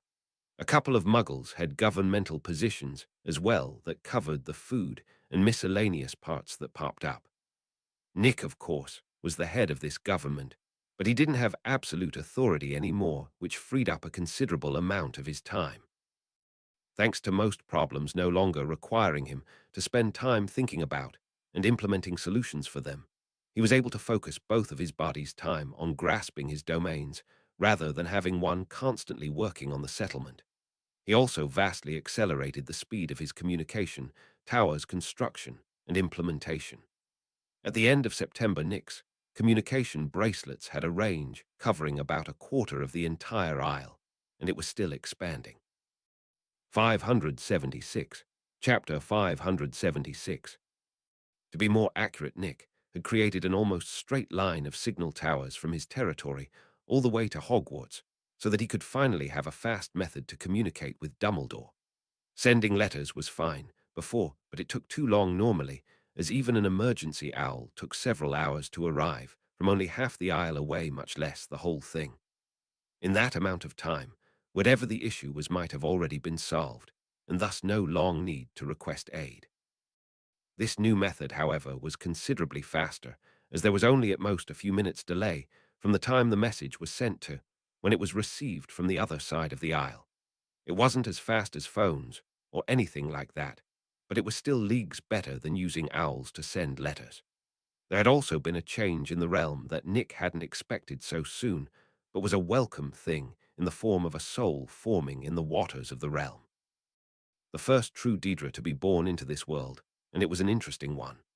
The creature was of the beastly sort of Daedra rather than the humanoid kind, but looked nothing like any Daedra he had ever read about.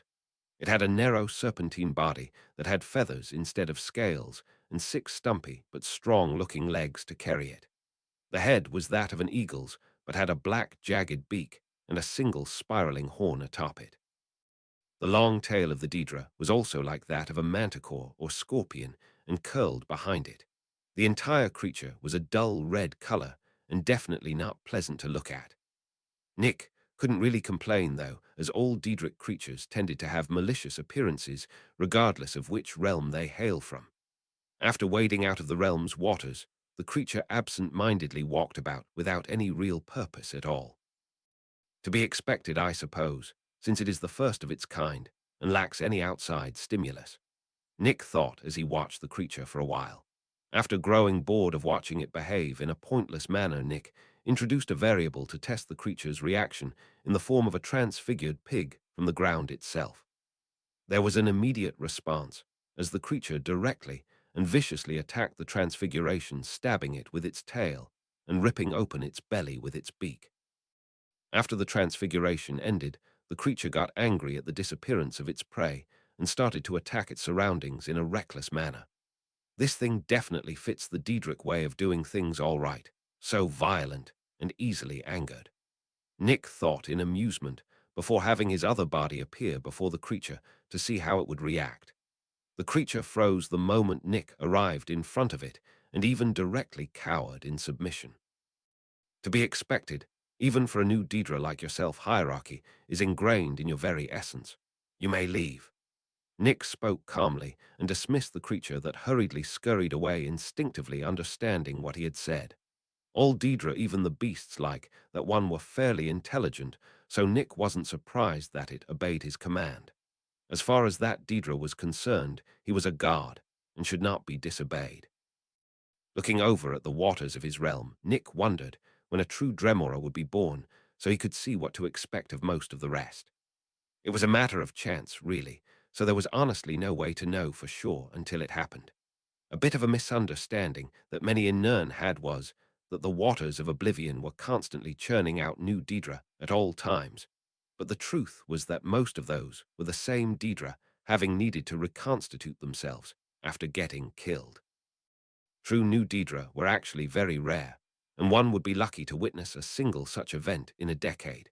It could be sooner or later, depending on how often the waters had the older Daedra reconstitute themselves in it, though. For his own realm, Nick was pretty sure he could expect at least one new Daedra every few months or so now, that his realm had crossed the threshold to be able to spawn them. With that bit of excitement over with, Nick went back to grasping his domains, while mostly leaving the little Daedra to its own devices. It had tried to attack the golden apple tree after discovering it, but after Nick exploded the violent thing as a punishment, it avoided that spot in the realm with extreme prejudice. 577. Chapter 577. What a fascinating crafting style. I have never even thought of something like it. Hephaestus gushed over the golden ring sitting on the anvil that Nick had just created in front of her. It had been a week since the Daedra was born, and Nick decided he should stop putting off showing the goddess his crafting styles. It had become glaringly obvious that she was probably going to be a part of his life for a long time, so his secrets would get out to her eventually anyways. Rather than deal with her bugging him all the time to figure out what he did, and how Nick chose to just directly show her so that he could relax and craft in peace. This brings us back to the current moment when he was showing her the first crafting style he had, the Celebrimber style. Technically, the style could be renamed, since according to the elf lord himself, Nick had already transformed it from what it once was, so it can't even be considered the same thing anymore. Nick refused to do so, however, as he firmly believed that the original name the style got stayed the name of it, regardless of what it turned into, so the original name stuck even now. Anyway, the goddess was absolutely enthralled by the style, even though there was much to it that Nick hadn't shown her yet. I am not surprised since, from what I understand, spiritual magics are heavily underutilized, and that fact held true in your era as well, he said calmly. Most of us thought that souls were too dangerous to tamper with, and thus ignored the field. Hades was the only one who thought otherwise, but many just assumed that was because it had to do with his domains. Hephaestus said honestly. That same thought process is held to this day, for the most part as well, so in quite a few ways I can be considered a pioneer in the field, as even now I am still learning new things about souls. For example, the 1,000+ souls I took from that war band had a few that actually resisted my power without any clear reason why. Nick said with a smile. Truly, she asked, surprised, and he nodded. Perhaps souls do merit research for applications in crafting, she muttered with a bright look, as if she had suddenly found some form of enlightenment. The approach that was taken to create the base of this style was the innate power of, and connection to magic that all souls have. By projecting one's knowledge via their spiritual energy, one can create a sort of imprint that binds and flows fully throughout an object, thus creating an enchantment that mimics the effects of the knowledge chosen. Nick explained, and Hephaestus looked thoughtful for a moment before holding up a finger that glowed a powerful red and gold color, and Nick felt the weight of her own soul pressing down on his body, making him horribly uncomfortable.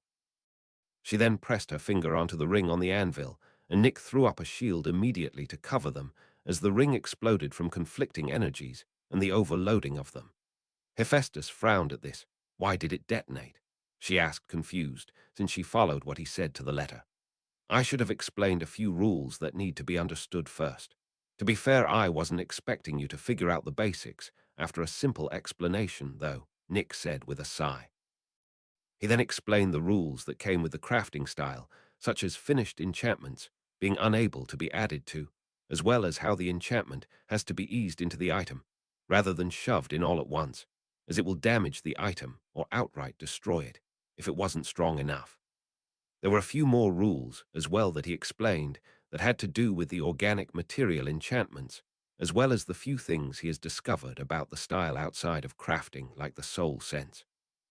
Hephaestus was a stupid fast learner, which Nick wasn't sure was because she was a guard or not, but allowed her to grasp the foundation of the style within a mere couple of hours. After that, he showed her the more advanced techniques like the body dispersal forging technique and the enchantment chains that strung multiple things together into a single complex enchantment. She ended up surprising him with a sneaky peck on the cheek after he got done teaching her the parts he could. That simple action left his mind in chaos for the rest of the day, much to her amusement. 578. Chapter 578. Nick was aware of her fondness for him, and admittedly also felt a little bit the same, even if he tried quite hard to prevent such a thing. Getting attached when a foe like Zeus lurked around the corner was ill-advised, to say the least, but some things were outside of one's ability to control.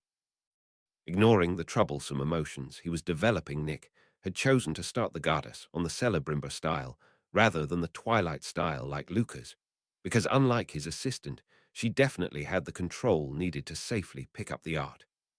Luca's, instead, was admittedly quite mediocre in terms of magical and crafting talent, so if he was human, Nick wouldn't even bother teaching the man, as he would die of old age long before getting to an acceptable level. As a vampire, however, Lucas's talent could be made up for with sheer devotion over time to learning and improving as he no longer aged. This was why Lucas had been taught the basics all metal workers should know before being taught the Twilight style, so that his magical control could reach the level of learning the Celebrimber style. Nick's system was a bit unfair in this regard, as it directly ignored the prerequisites to learning a crafting style and gave him full understanding of the styles he obtained from it based on the creator's will. Even then, every style upon acquisition could be considered complete, even if there was much room for improvement like in the Twilight style. Nick hadn't forgotten that he still possessed a crafting style ticket that would let him gain a new crafting style if he wanted to, but like when he first got it, he wanted to reach a point with the Twilight style that he ran out of ideas for improvements before he got a new style. Hephaestus was surprisingly frugal with her use of materials as she experimented with the new style she learned, as she tended to recycle the materials after she completed a work, even if Nick found the loss of the items painful to witness. The reason for that was simply because nothing she made was ever below mythical grade, and she had even discovered that the Celebrimber style's limit was legendary, as no matter how complex she made the enchantments, the power never went beyond Tier 5. She postulated that the growth-type enchantments using the style might be the only exceptions to this rule, however. Nick had not been surprised by this discovery, as he had assumed that something of the sort was the case, but he had been unable to verify it, as Tier 5 was his limit for power to begin with. The same was obviously not the case for Hephaestus, since she was a Tier 7 existence, and thus had a limit at or even above that level. The person who did take the discovery harshly, however, was Celebrimber himself, as the elf lord had always assumed that since he himself first learnt the basics of it from Sauron, who was a Maya, that the limit was at least at that level. Maya were basically guards, however, and also knew that the world was unable to handle such a level of power, and thus limited the amount of power to ever appear on the world. Even the evil ones like Sauron and Morgoth limited their power massively when they walked the world. Considering this, it was actually impressive enough that the style could even reach the transition point to divinity. 2 days after teaching Hephaestus the style, however, Nick noticed something surprising. She had grown more powerful. It was a small increase, but an increase nonetheless. You have grown stronger in such a short period. Nick stated in confusion after watching her craft a beautiful dagger with the Celebrimber style that could directly kill even Dumbledore like he was an ant. The reason for this was because the enchantment was designed in such a way as to pierce all defensive magics below Tier 5 and only meet resistance upon encountering flesh. Basically, whoever had this dagger could stroll up to the old man and stab him in the heart without any issues at all, regardless of what passive defenses the old man had on him. Yes, after transitioning towards the divine, the method to grow one's power has less to do with one's mana quantity, but rather the quality instead. In the case of Tier 7s like myself, we improve our power by refining our domains with aspects of other domains, in this case the soul domain. She explained with a small smile. I see. That would explain why none of you guards ever reached Tier 8, as you rarely interacted with other domains on purpose. Nick said, and she nodded in agreement. 579. Chapter 579. In that case, my next style should prove extremely beneficial for you, as it falls within 3 domains that you don't have personally. Nick added, and Hephaestus perked up with a look of interest. Which domains? She asked curiously. Light, stars, and magic. The last one you definitely have aspects of in your work, but perhaps not these same aspects. Nick explained honestly. She seemed to fall in thought at this information, and frowned before explaining that she couldn't think of a way to craft with those domains. You cannot be blamed for that, as it takes a very unorthodox approach to them to reach the style's foundational principles, Nick said reassuringly. He then explained how the style worked, and even showed her a few examples of the light material that he had in stock. I had been wondering about this stuff, as it was unlike any material I had ever seen. Thea would be gravely offended should she have been alive to witness this material that was so closely tied to her domains, and yet far from them as well, Hephaestus said with a smug look. Nick could understand as well, since according to the myths that remained from Hephaestus' era, she was basically a tool or bullied individual by nearly the entirety of the pantheon. If someone wanted something crafted, then she was all but forced to do so, and every recorded case of rebellion led to harsh punishment. As a result, it was only natural that she likely took great joy in spitting on the things those same guards held dear or were proud of. The basis of this style is that each star is a source of magic, and that if their light was condensed into physical form, one could create items with those same types of magic. I will admit, however, that I am still improving this style as I go, Nick said calmly. He then went on to show her the ropes in drawing the light, as well as all the ways he had improved the style over time, and even mentioned his ideas on how he might improve it in the future. She listened with rapt attention, and even asked questions that Nick was sometimes unable to answer, as he himself didn't know. Surprisingly, she learned this style much slower than she did the Celebrimber style, and had barely gotten past the first step by the end of the day. When asked about it, she explained that while this was indeed a crafting style, it was so loosely attached to that domain that she was way out of her comfort zone as she learned it. She continued by explaining that the style was borderline purely light and star domain based, with the tiniest smidge of crafting involved. Despite her difficulty learning it, she was very eager to thank him for teaching it to her, as according to her, it would greatly increase her power, like she had added a whole new domain to her divinity, rather than a single aspect of it. It wasn't all good times, however, as Nick now realized just how tall an order reaching Tier 5 was for him, as all 8 of his domains were tied to 2 main ones, creation and magic. As a result, his domains were ridiculously complex for his tier, and thus very hard to grasp and use to transition towards divinity with. This did not discourage Nick, however, as he knew that what was usually hard to accomplish was also usually the most rewarding as well. Over the next 2 weeks, Hephaestus got better and better at using the Twilight style, and had even began to try and implement Nick's ideas for improvement with mixed results, as she used her own knowledge for it. For example, she had successfully figured out how to fuse two types of light materials together based on a rule she discovered. The rule in this case was that the color of the stars that the light came from needed to be the same, or at least very similar, for the materials to have a possibility of combining. For example, the light material from two separate blue stars had the potential to fuse even if their properties were nothing alike. This rule's discovery was huge for Nick, as it broadened the potential of the style's enchantments drastically, as the two fused materials bore entirely new properties, or even both of the previous ones. Using this fact, Nick fused the materials from the sun and another yellow star to create a material that held both evil-destroying and nourishing properties that he fused into his realm's star to try and bring it closer to the full power of the sun. 580. Chapter 580. Nick wanted his star to get as close to the original in the real world so that, when he eventually absorbed the Earth into his realm, no one would notice the difference between the two. Speaking of the realm, Nick had started expanding the size of it greatly by absorbing the free-floating material around the Earth into it. Anyone familiar with the orbiting objects would be horrified to discover that they were half gone by this point, but they were a worthy sacrifice, as now Nick's realm's planet was nearly 100 kilometers in diameter. That was the size of a decently sized island's worth of distance from one point to the other in a straight line. Nick's own mana capacity had broken the limit of Tier 4 as a result, but he was not there yet, which created a strange sort of unbalance in him. He wasn't in danger because of it, but he felt bloated almost. Helplessly, he could only stop absorbing things into his realm in bulk and focus on having his tier catch up to his mana level. He wasn't having the best time of it, however, as he had only vague feelings in regards to his domains at this point.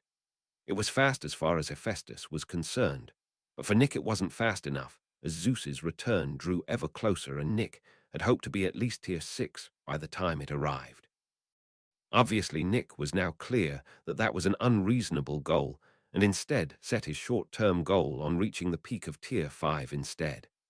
This was still ambitious and unlikely, but it was far more likely to be done by the time Zeus returned. The biggest headache about Zeus, though, was the god's rapist tendencies that almost always ended in pregnancy. While this would likely inject potent talents into the world, and even potentially new gods in enough time, it also almost guaranteed that some of them will side with their father regardless of the way they came about. One only had to look at the records of Zeus's children as a whole to realize that they were generally speaking not the best of people. Insanity was a common theme for them to follow, for example. Nick was not looking forward to having to deal with these demigods in the future after they grew up at all.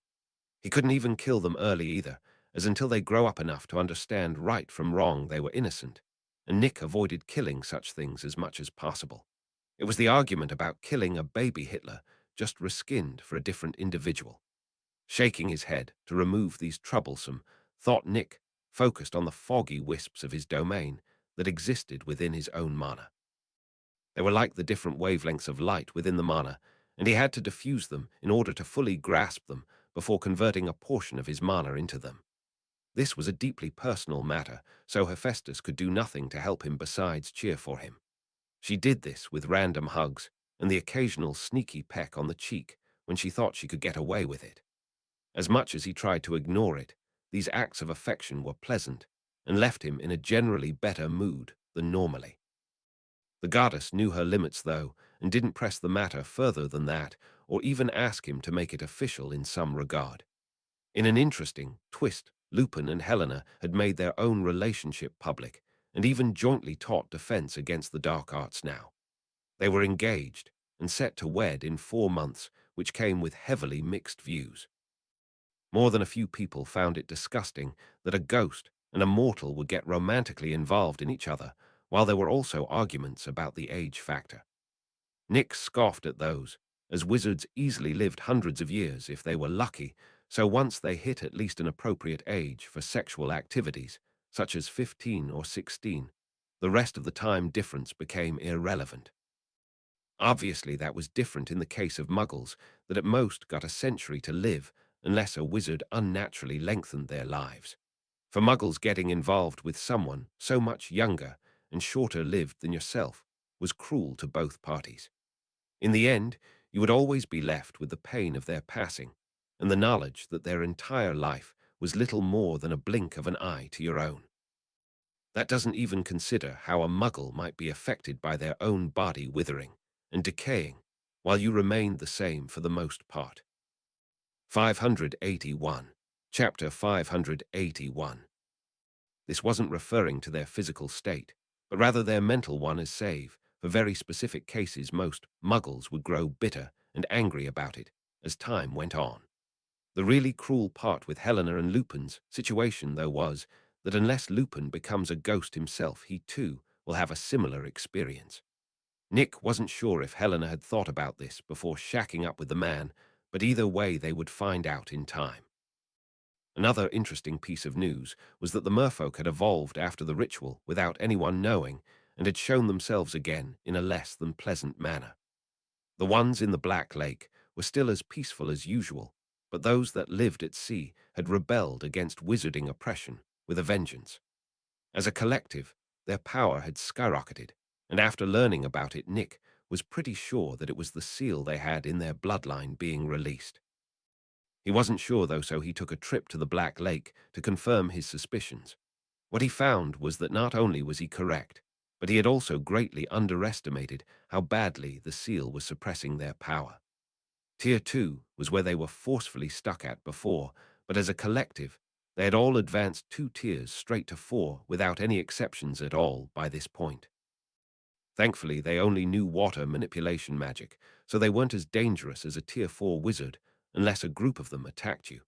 With that out of the way, Nick went back to running his settlement while pushing for Tier 5 when a visitor came to see him.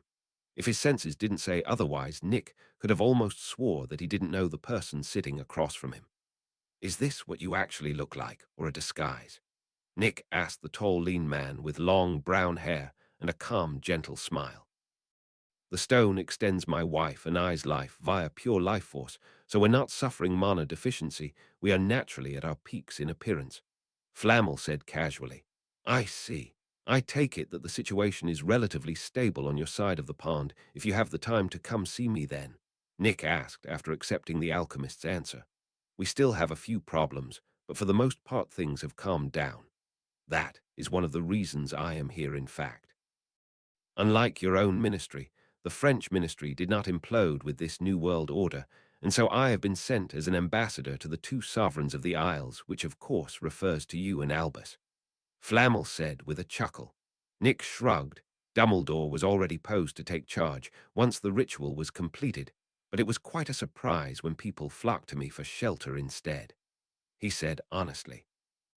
This was true, as even before the world got reset, Nick pretty much minded his own business and never reached for more political power in an active manner. Even his dealings with the vampires wasn't for political power, but rather because both sides had something the other wanted and so decided to ally. The political power that came with that was entirely just a side effect of this alliance and was promptly forgotten by Nick.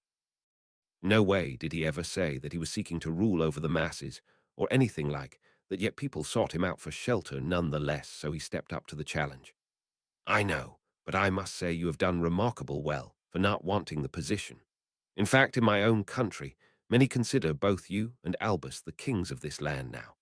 Speaking of, I was instructed to ask about the marvelous communication network you have set up, and if you intend to share it with the rest of the world," Flammel said with an approving look.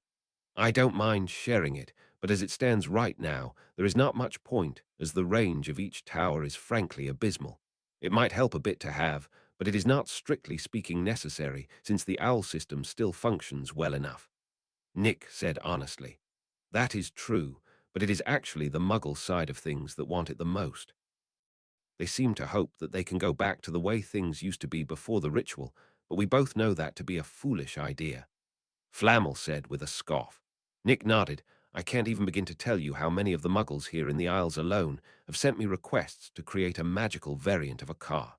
The only known example of such a thing I have ever seen failed shortly after the mana surged to its current levels," Nick said with clear irritation.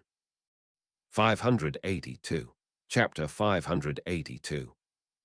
Ah yes, the Weasley car. Fascinating thing, really, but was horribly misenchanted. Flamel said with a nod. What would you expect from someone's casual pet project that they tried to stuff as many enchantments as possible in?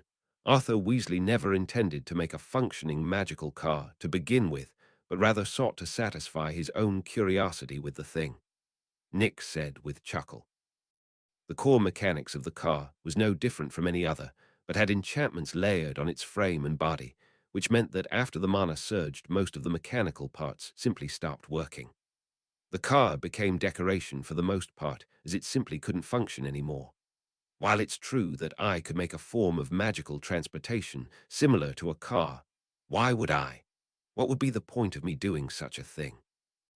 Any beast could peel it apart like a clam to get the tasty snacks, within which in turn wastes the materials and time needed to make the thing to begin with. The fact is muggles can thrive just fine without all the things that made their lives easier from before the ritual. Nick said seriously. Flamel nodded in agreement. You'll get no argument from me. I have seen them thrive without the stuff personally, after all.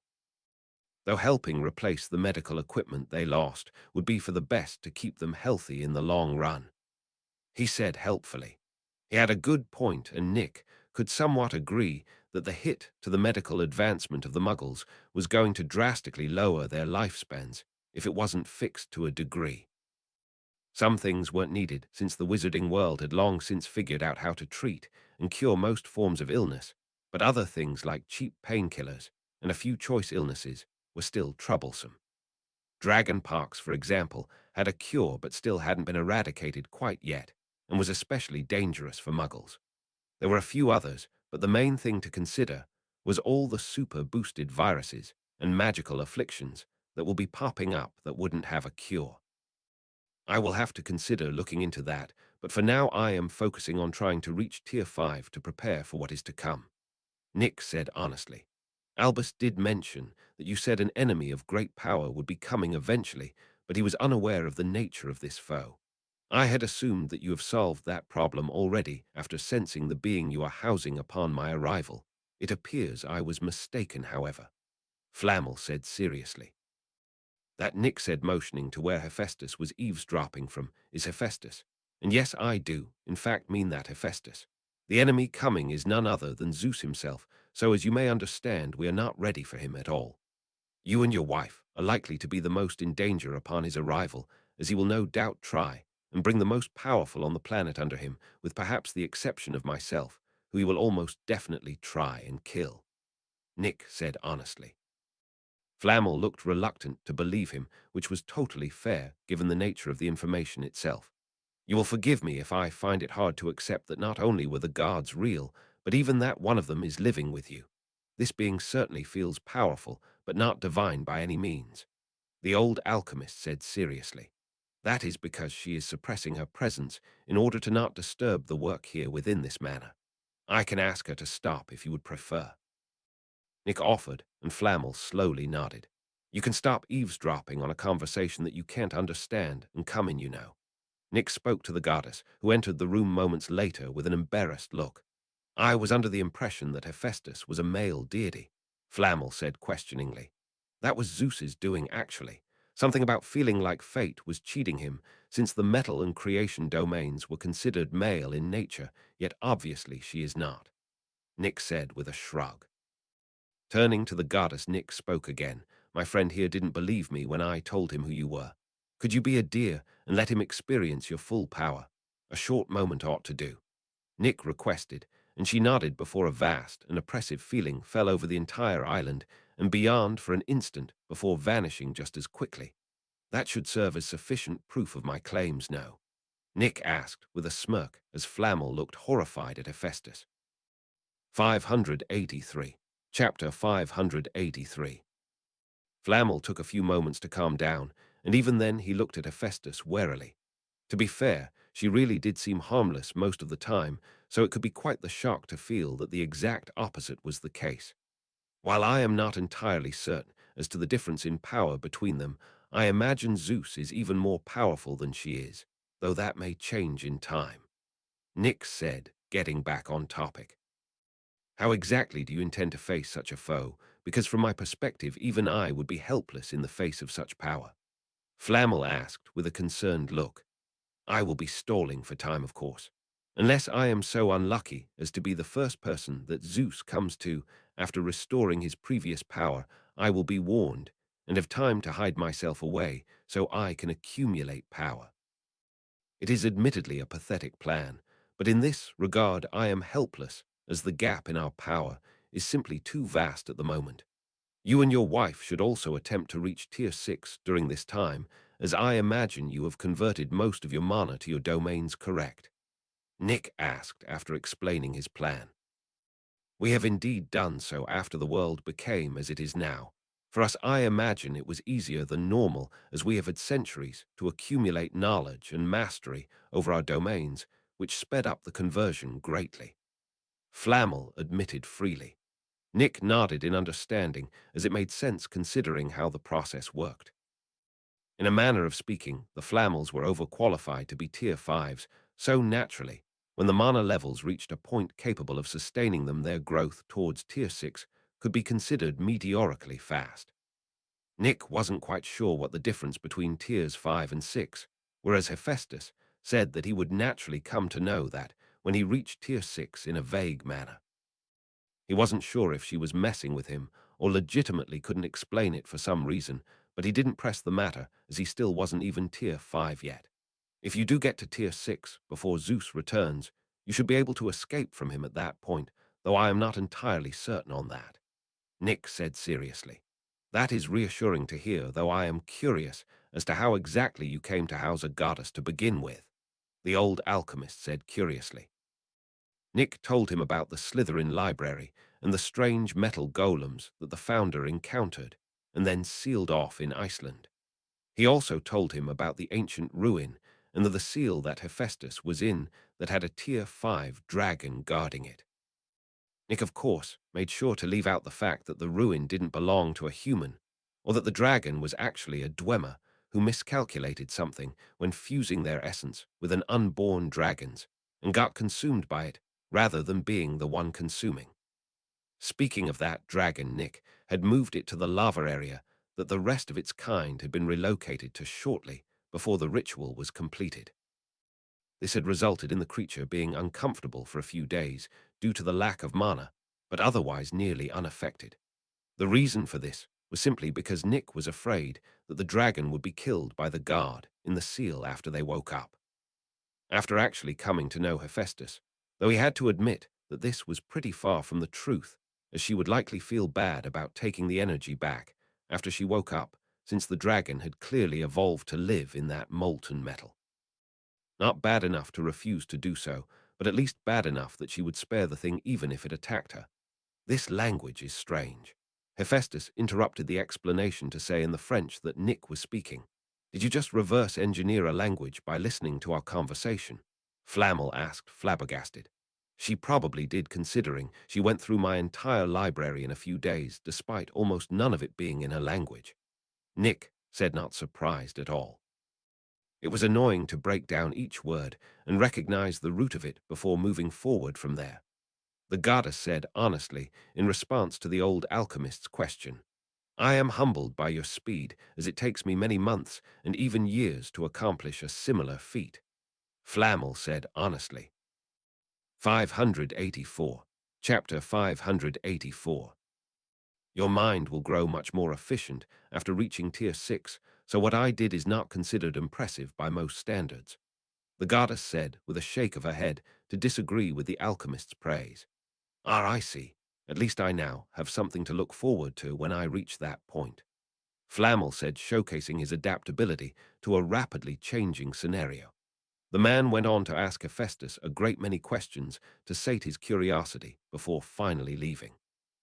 She humored him, as she could tell that Nick held a great deal of respect for him, but otherwise didn't really care for the interaction. Time passed after that, and soon 2 months came and went with a few things happening in between them.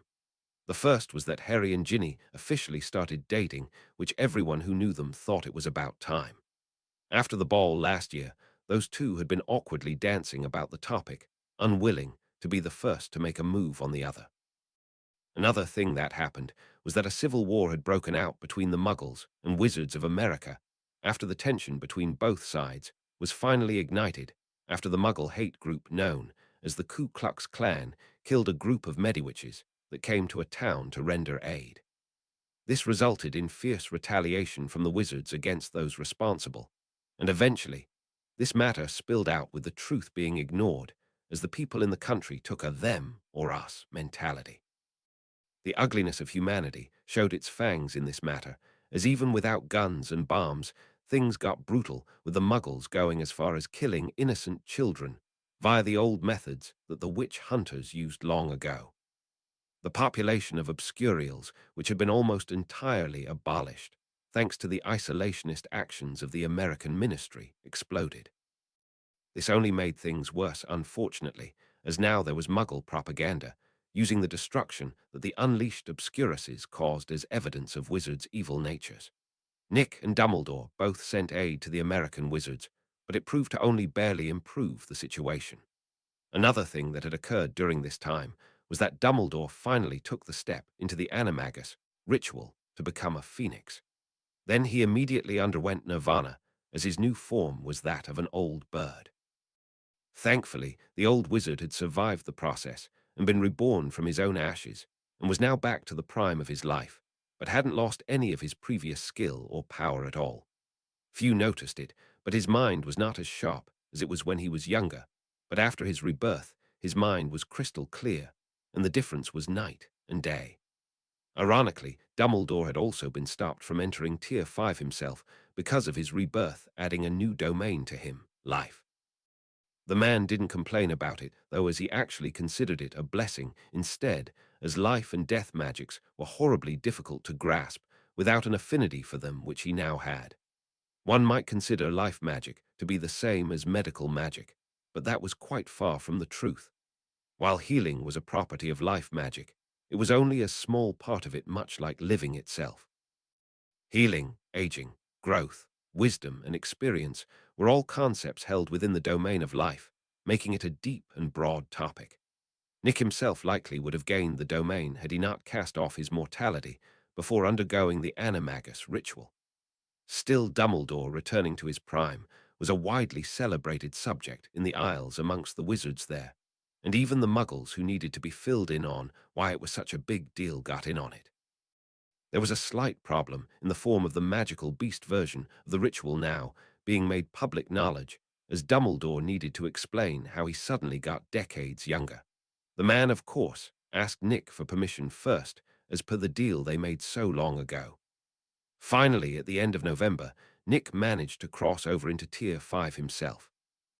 It had taken him quite the effort, but he had finally transformed the tiniest grain of his mana into his domain's energy and stepped forward into Tier 5. The process became mostly automated after that, as more and more of his mana got corrupted by the part that had been converted. The single grain became 2, and that 2 became 4, and so on, at a steady rate, as more and more of his mana began to get transformed. 585. Chapter 585. Nick found it odd how mundane the difference between Tier 4 and 5 was after reaching the later. He had expected some massive change in ability or something like that, but it simply didn't happen. He no longer felt imbalanced from having too much mana, but otherwise felt the same as before he started the transition. Hephaestus laughed at him when he asked her about it, and explained that it was called a transition period for a reason. The changes didn't just immediately pop up like a video game character leveling up, but rather slowing began to manifest the further the process went.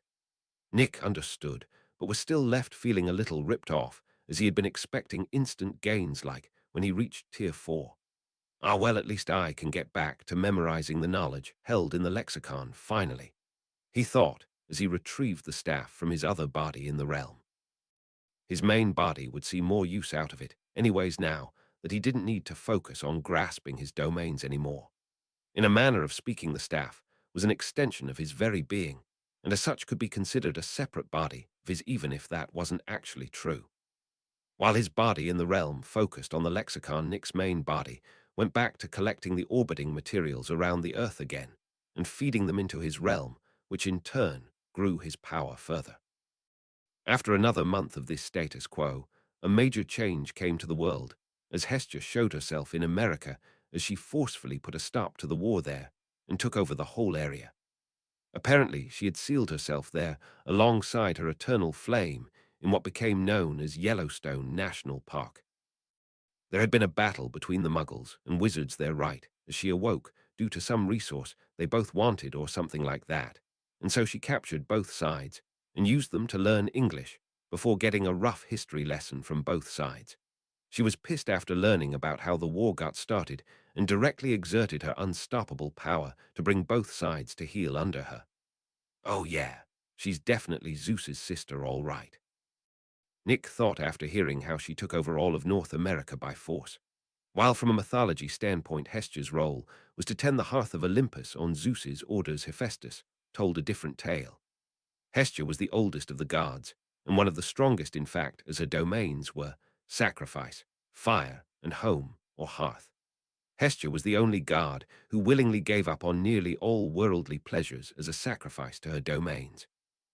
This sacrifice was so grand that even before the fall of the world, because of the other gods' actions, she was 1 foot into Tier 8, but had refused to take that step for some reason. Due to this, she was respected, and to some degree feared by all the gods, including Zeus, and thus never dragged into any mess they made. According to Hephaestus, the goddess of the home was amongst the only one who treated her kindly and didn't obey Zeus's command to treat her as though she were a man.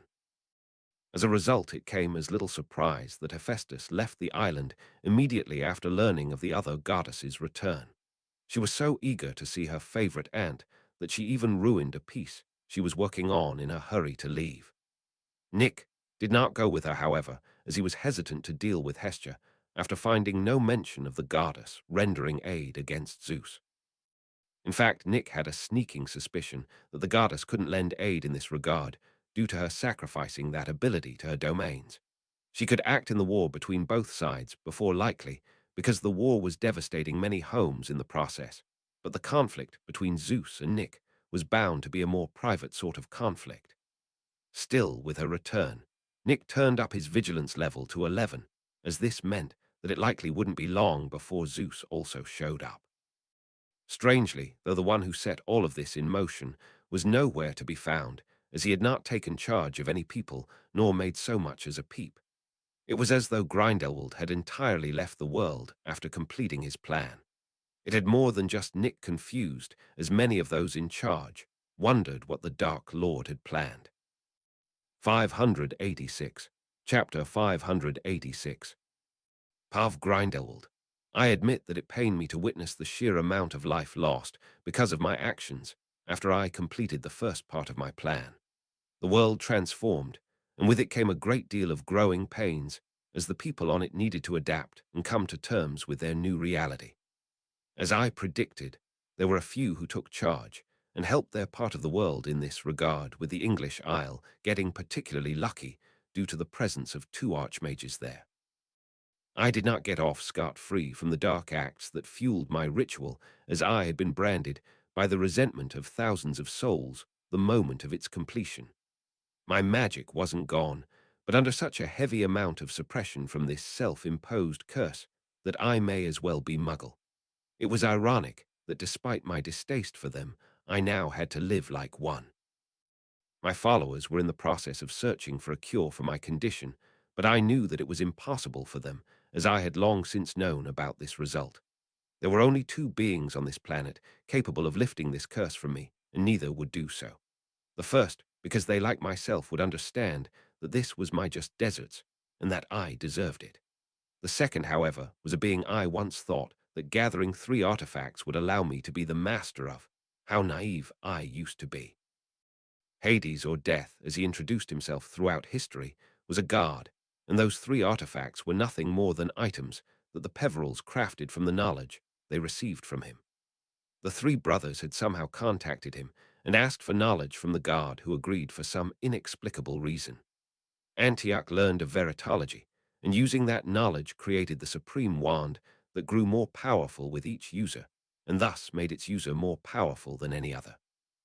Ignatius learned how to summon a soul back from the afterlife and crafted a stone that held that power. Lastly, Hadrian learned how to hide from even a guard's gaze and imbued this into a cloak that hid him from even death. All three brothers bound their artifacts to the Peveril bloodline, along with a curse that drew death's gaze to those who used it, but were not of that bloodline. Antioch, much like that tale stated, bragged about his creation and was killed in his sleep by someone who wanted the wand for their own. Ignatius's story was sadder than the tale told, as he did, indeed, summon the soul of his wife and watched her suffer as she was rejected by the world itself.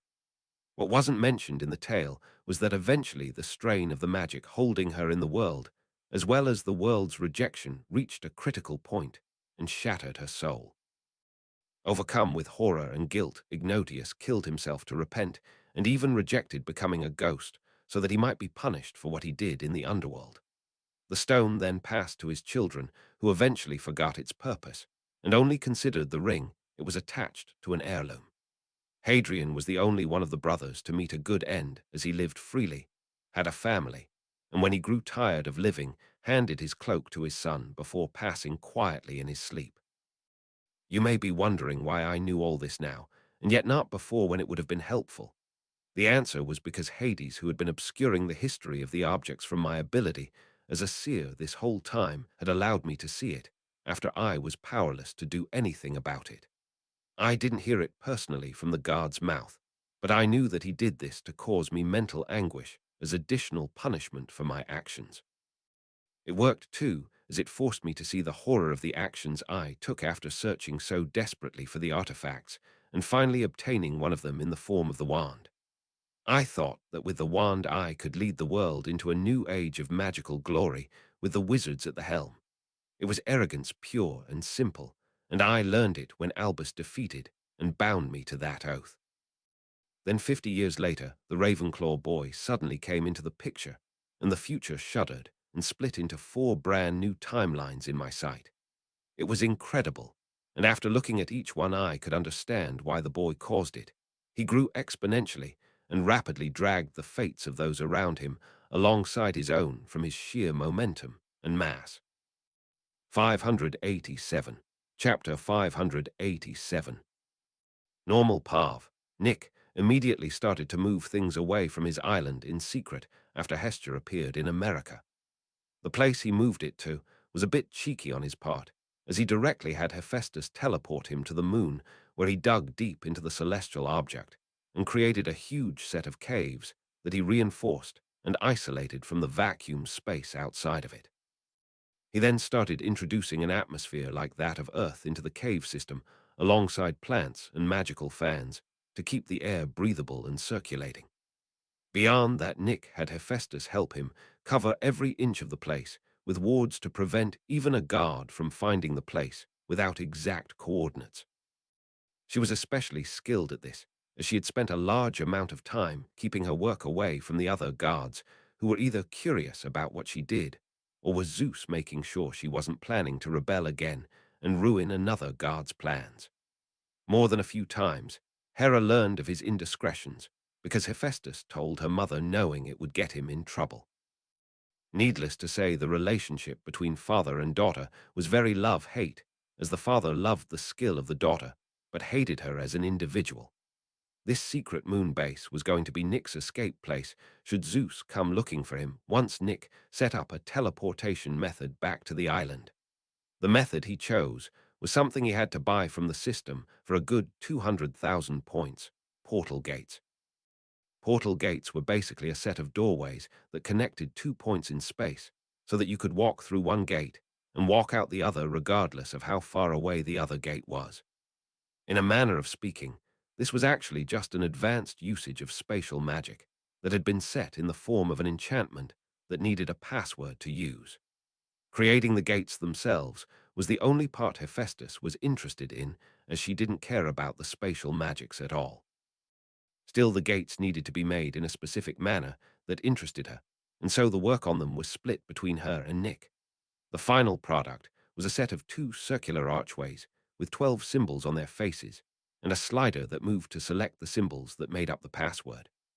Once selected, the archways would glow for a moment, as a silver mirror-looking plane of energy covered the entire inside of them before showing what was on the other side of the opposite archway. Satisfied with this, Nick placed one of these gates in his moon base and started moving his stuff there while leaving the stuff he was willing to lose behind. It made no difference to Hephaestus whether she was on the island or on the moon crafting stuff, so Nick basically cleaned out the whole manor minus some decoy equipment of far lesser quality than his real stuff. Darty and Lucas were confused about this, but didn't raise a fuss about it since it didn't really affect them very much. Sirius and the other governmental people were the same as they noticed it, and after getting assurances that Nick wasn't about to abandon everyone at the city, chose to ignore it. Nick made sure to step up the defenses and preparations of the city as far as he could in the meanwhile, which everyone was completely okay with as it made them feel safer. It also lightened the load on the patrols so that they could relax, as the defenses would hold against even the strongest beast, for a while anyways. It was still too soon for Tier 5 beasts to start showing up en masse, so Tier 4 was the strongest any normal beast got at the moment. A few talented dragons or other powerful creatures had of course reached Tier 5, but they were barely more than a handful across the globe. This whole process took another 3 months, and as if perfectly on time, when Beltane arrived, the mana spiked again before settling back to the new normal, and loud thunder was heard all over the world. Zeus was back. Hephaestus had grown more powerful after learning all she could of Nick's crafting styles, but even still she appeared nervous at the sound. Like the tyrannical person, he, as Zeus, made sure that the whole world knew of his return, and for a brief moment Nick felt a few of his own domains resonate with the Skyfathers before the guard stopped showing off. He wasn't sure if the guard had felt them himself, but wasn't willing to risk it, as he went to the moon immediately. 588. Chapter 588. As it turned out, the answer to that question was yes, he did in fact feel it as well. But Zeus also felt that Nick's domains weren't worth mentioning compared to his own, and chose to ignore it until the 3 unexpected variables were taken care of. Zeus had been under the impression, before he sealed himself away, that he would be the only guard left, and yet he noticed that there were 3 in reality. This ruined his plans, as he was going to recreate his pantheon perfectly this time. None of that defiance this go-around. Learning that 2 of the still living guards were his older sister, whom he had no hope of challenging, and his older brother, who he was always cautious of, due to his domains, meant that this plan needed to be scrapped to a degree. It was frustrating, but he was adaptable if nothing else, so turned his attention to the goddess that he could do something about, Hephaestus. She felt his approach long before he actually arrived, as a violent storm began to brew in the sky overhead, but she didn't want to face Zeus above the island, as it would be entirely destroyed if she did so. Hephaestus, instead, chose to grab her hammer that she used as her weapon and charge out of the island to meet her father above the open ocean. She saw him standing in the sky arrogantly when she arrived. Zeus was a tall, muscular man with stark white hair and a full beard that, alongside his angular face, made him appear older than he should. In his right hand, a glowing golden spear that bore the likeness of a bolt of lightning. The wind howled around him, and flashes of lightning fell from the nearby sky. I hadn't expected you to come face your death with such courage. Perhaps you are not as much of a mistake as I assumed. This is your only chance. Submit to me, and I will let you live to serve once again. Zeus spoke fiercely with a deep voice and hard expression. Hephaestus scowled. I refuse. She yelled as she unleashed the full extent of her power while swinging her hammer forward. Zeus's eyes widened as he noticed that her power was only slightly weaker than his own, rather than at the lower end of godhood like it used to be. A vast amount of power slammed into him since he was caught off guard by this revelation, and the sea parted around the strike's power, revealing the seabed miles below that cracked when he struck it. Hephaestus knew that was not enough to kill or even truly harm him all that badly, and sent blow after blow down upon Zeus to capitalize on her advantage. The seabed cracked further and further, while the world itself shook ever so slightly with each blow. Enough! Zeus screamed angrily and exploded outwards with his full power. A massive crater was created from this outburst on the seabed, as he shot up towards Hephaestus, aiming his spear at her murderously. The spear glowed blindingly as he filled it with his power and thrust it forward mid-charge. Hephaestus filled her hammer with her own power and brought it down to meet the thrust head-on. The spear head met the hammer head, and a shockwave like a nuke going off erupted from the clash of forces. "You think you can win this? How naive!" Zeus yelled spitefully. "I don't need to win, I just don't need to lose." Hephaestus sent back, and Zeus finally figured out what she was going for as his face turned bright red with his eyes going bloodshot and his veins throbbing on his forehead. "Why? Why does everything stand in my way? Mark my words, this isn't over," he roared before shooting off into the distance. Hephaestus wasn't here to fight to the death like he assumed, but rather to leave him weakened so that he was vulnerable for someone else to finish off. Even worse was that she could truly kill him with her current level of power, as his lightning domain was by its nature weak to her metal one. Metal redirects even the mightiest bolt of lightning, as it was lightning's nature to take the path of least resistance. Zeus had been careful in making sure that no god with that domain approached his power level to prevent this exact scenario. He was proud and reckless at first appearances, but the truth was he was very smart and knew his weaknesses well. While Hephaestus's metal domain wasn't at the same level as his lightning, her raw power made up that difference so as irritating as it was they were at a tie.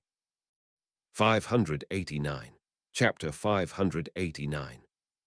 Hephaestus didn't chase her father as he left even if he had threatened her with every intention of fulfilling it. Thanks to the book written by her grandfather, she knew that the fate of putting an end to him belonged to Nick alone at this moment. If he failed then, it may become someone else's fate in the future, but for now it didn't do to dwell on it. She returned to the island and informed Nick that Zeus wouldn't be a problem for a while, but he will definitely be back. This was a relief for Nick, as he was nowhere near Tier 6, much less to a power level that would allow him to face Zeus. "How long do you think we have before he returns even stronger?" he asked seriously. "It depends on luck, as if he is lucky then, he will make a breakthrough in his domains within a year, and if he is unlucky, it may take over 10 before he makes enough progress to feel confident in his victory," she said honestly, and Nick frowned at that timetable. A year might be enough to reach Tier 6 if he rushes a bit, but he doubted that even 100 years was enough to get to Tier 7. "You appear concerned. Why?" Hephaestus asked, confused after seeing his expression. "My progress has slowed down considerably after reaching Tier 5, so while I think I can reach Tier 6 within a year, I don't think I could reach Tier 7 within a century," Nick said honestly. "I believe you are under a misconception. You are already Tier 7, or at least partially at that point," she said, and Nick froze. "Explain," he demanded. Tier 5 was transforming one's mana into their domains, but Tier 6 is transforming oneself into a pure energy state comprised of one's domains.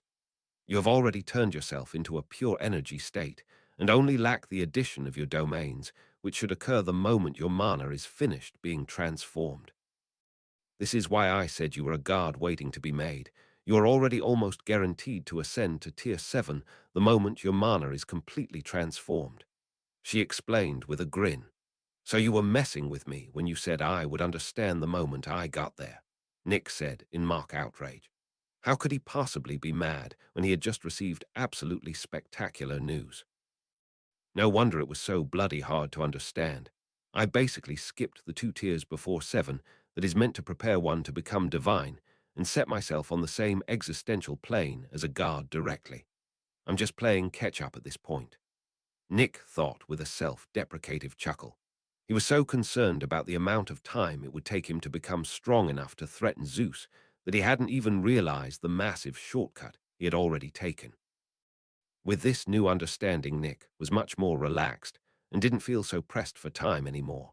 Even if he didn't push it forward, Nick was sure that he would reach the end of Tier 5 in 2 years at most, and a little under a year if he sped it up.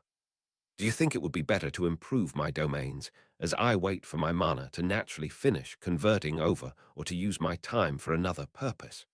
he asked, and she turned thoughtful. "The stronger your domains, the more powerful you'll be upon reaching godhood, so even if it slows you down, you can't be mistaken improving them while you can," she said helpfully. I suppose I ought to finish up the next crafting style I devised then, Nick said, deciding to finally cash in that free crafting style he had been sitting on. Originally, he wanted to master or get close to mastering the Twilight style, but with Hephaestus's help on it, they had already pushed it just about as far as was possible, as besides figuring out how to fuse the material into other enchantments, they had already grasped everything about it. Oh, what's it about? Hephaestus asked excitedly and pressed against him, eager to hurry him up in answering.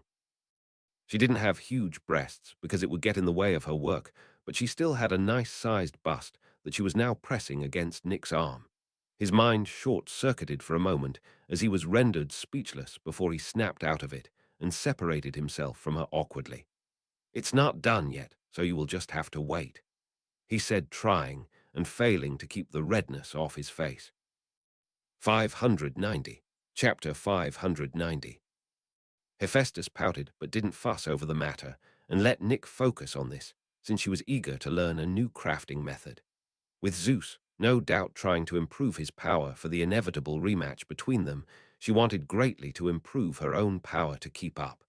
It may be Nick's fate to have the final clash with Zeus, but she could at least hold off her father until he was ready. With that said, however, she turned her attention to the domain that she had that was starting to lag behind her crafting domain considerably, her metal domain. It was only after clashing with Zeus that she realized that it countered his lightning domain innately. This revelation enlightened her of a lot of things that she had been confused about before.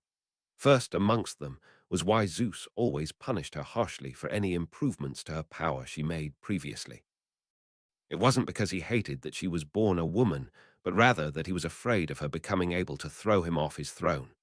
This explained why Athena was treated with reverence after she was born with what was also considered male domains, yet she was spited and scorned. Nick didn't know about the goddess's thoughts, but even if he didn't, he would probably agree with her. He hadn't ever met Zeus himself, but from the context he had of the god's cruelty to suppress a possible threat in the future sounded right up his alley. Now to see what this new crafting style is going to be. Nick thought, shaking his head to remove any distracting thoughts. Spending his free draw, Nick watched as the roulette wheel spun for a minute before finishing and landing on Nimea style.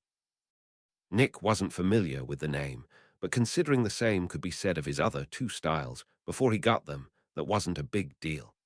Like usual, the wheel turned into rainbow-colored mist that flowed into his head, giving him the knowledge of the style in great detail.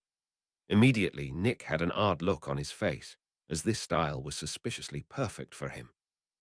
The basics of the style involved taking the spiritual energy of two types of souls that appeared diametrically opposed in nature and fusing them together inside an object to create a sort of symbiotic artificial soul that took on the true properties of the one it was bonded to. The final result was a weapon unique to its wielder that was known as a Zampercuto. The thing was, however, that this style couldn't even be considered magical at all, and thus even muggles could have Zampercutos and grow powerful as a result, because the weapons were almost entirely based on the power of one's soul and body. In other words, Nick could finally arm his people in a sustainable manner. Enchanted items were all well and good, but they were static and could only perform at a consistent level without any improvement unless they had growth attributes. Adding those to every piece of equipment made, however, was costly and horribly inefficient, so Nick refused to do it. It wasn't all good news, however, as there was a very large problem with this new style. The two types of souls that were needed to make the Zampercutos didn't exist naturally in this world.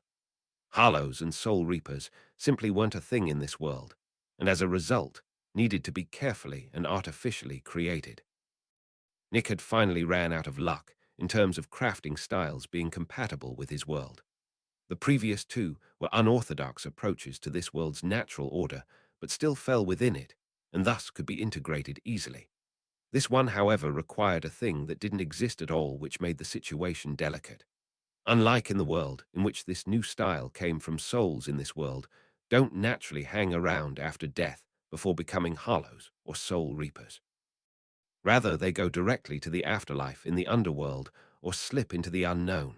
Messing with this process to create hollows and soul reapers was massively risky.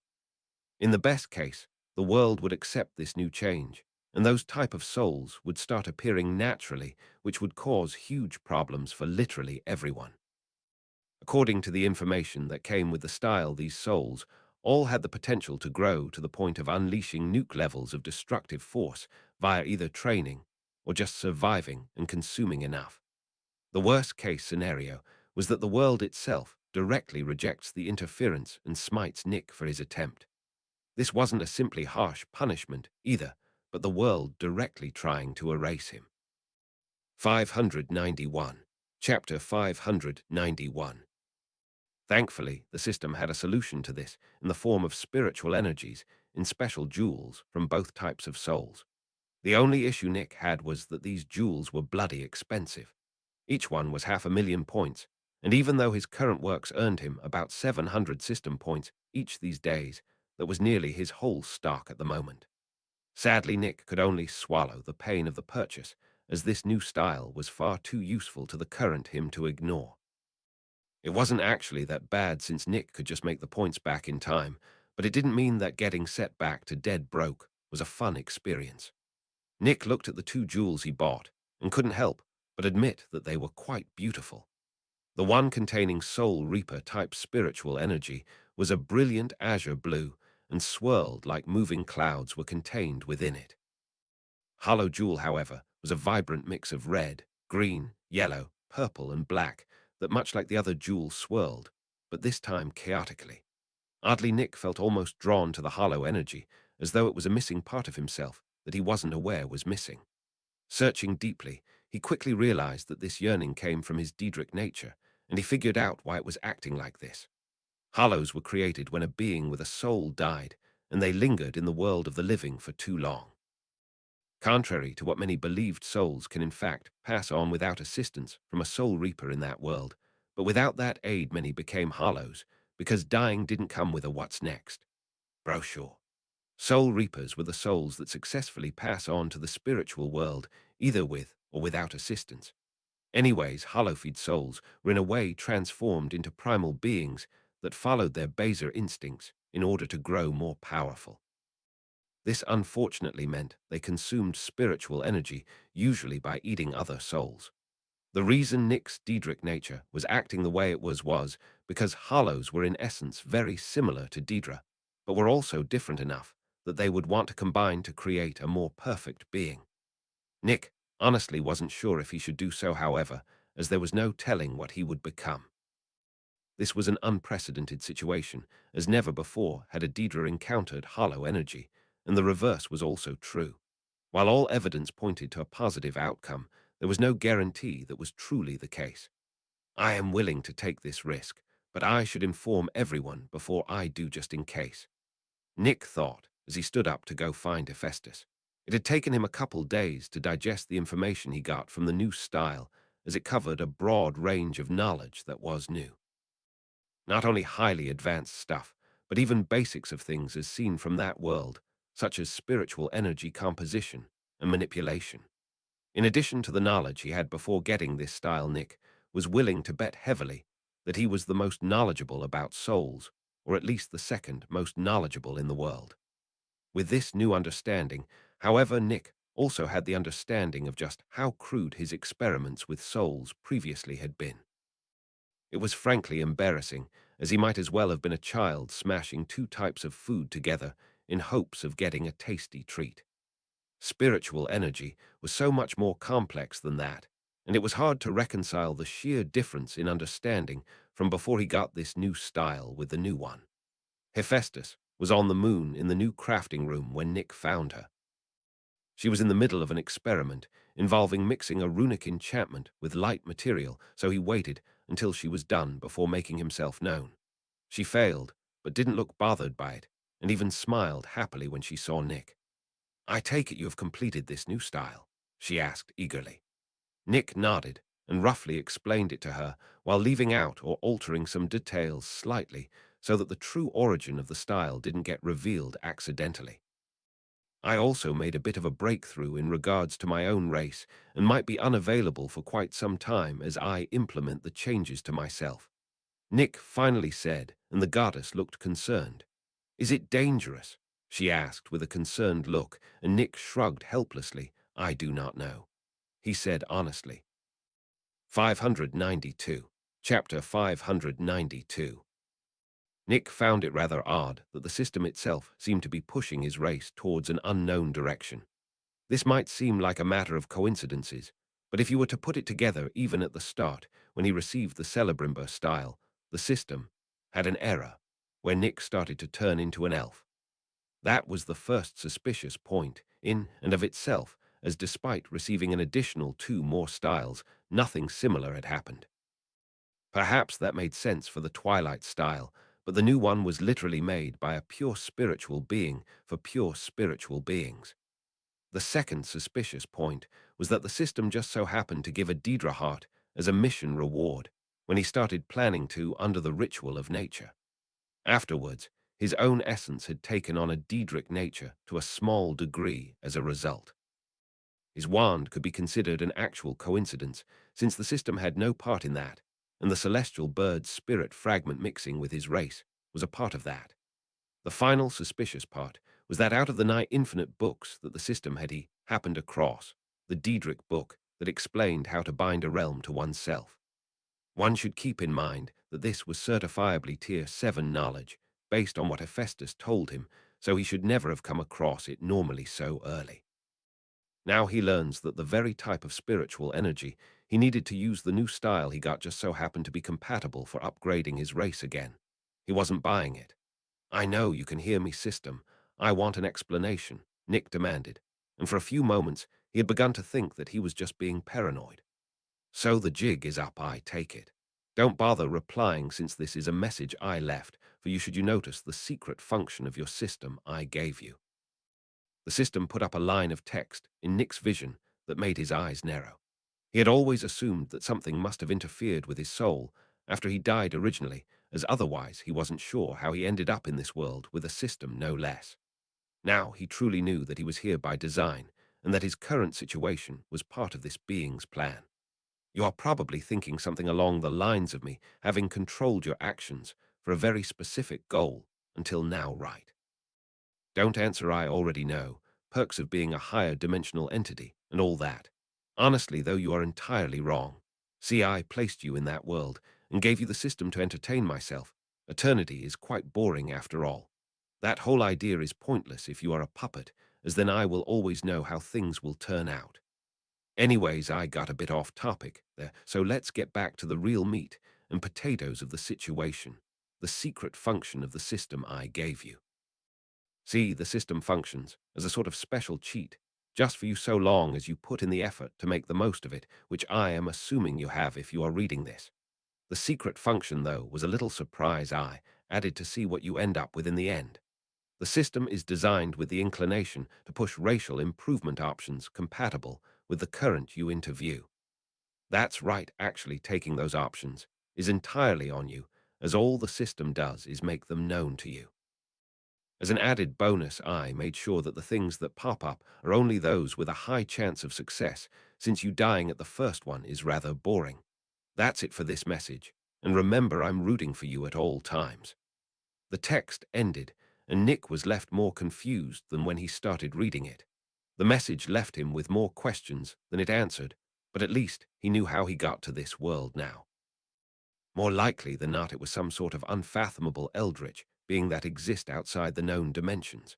At least it is good to know that I am not being controlled, or can I even trust the words of something capable of all this? Ah, I have so many bloody questions and doubts now. Nick thought conflicted with this new understanding of his situation.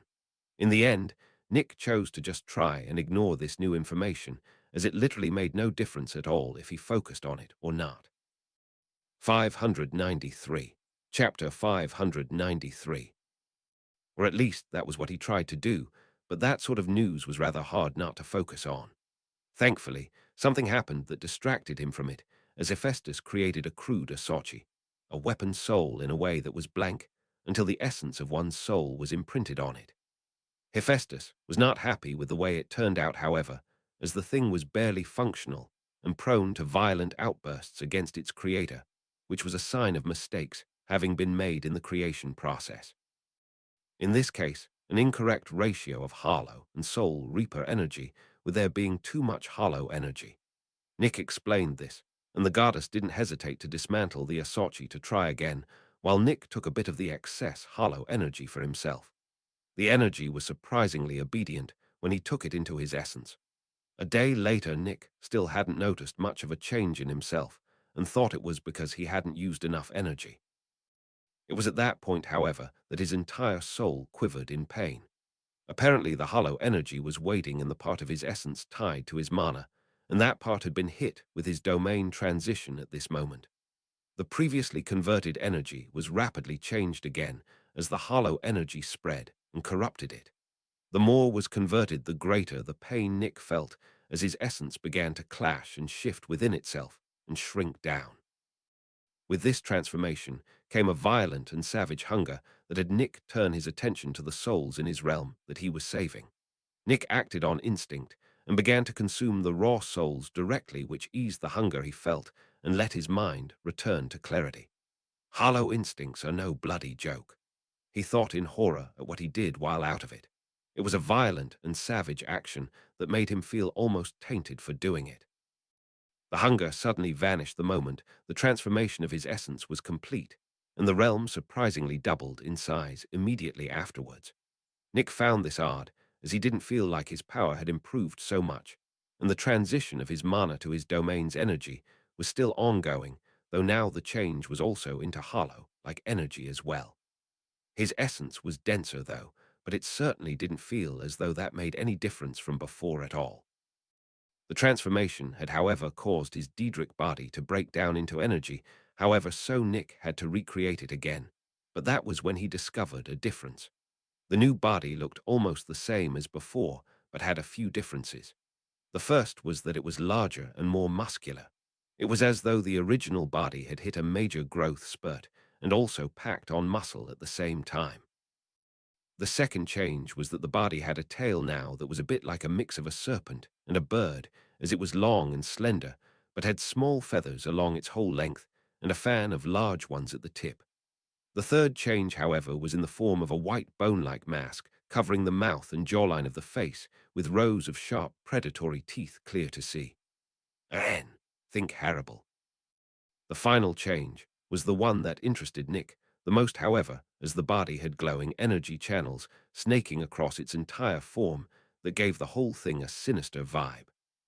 Thanks to the knowledge that came with the crafting style, Nick could tell what parts came from the hollow side of things, but these energy channels didn't belong to any part of any of his previous races, so he assumed it was part of his new one. Controlling this new body was an interesting thing as well for Nick, as he felt almost without limit while doing so. The body also came with a new innate ability that made him slightly annoyed: soul devouring and manipulation. Nick could now grab a raw soul with his bare hands while in this body, and even consume it in order to grow his power much the same way a hollow would. It was very similar to his netherworld grasp, but didn't allow him to modify a soul that he was holding, so the artifact could still have its own uses. Casting magic with this new body was also not only very easy, but even seemed to amplify its effects slightly.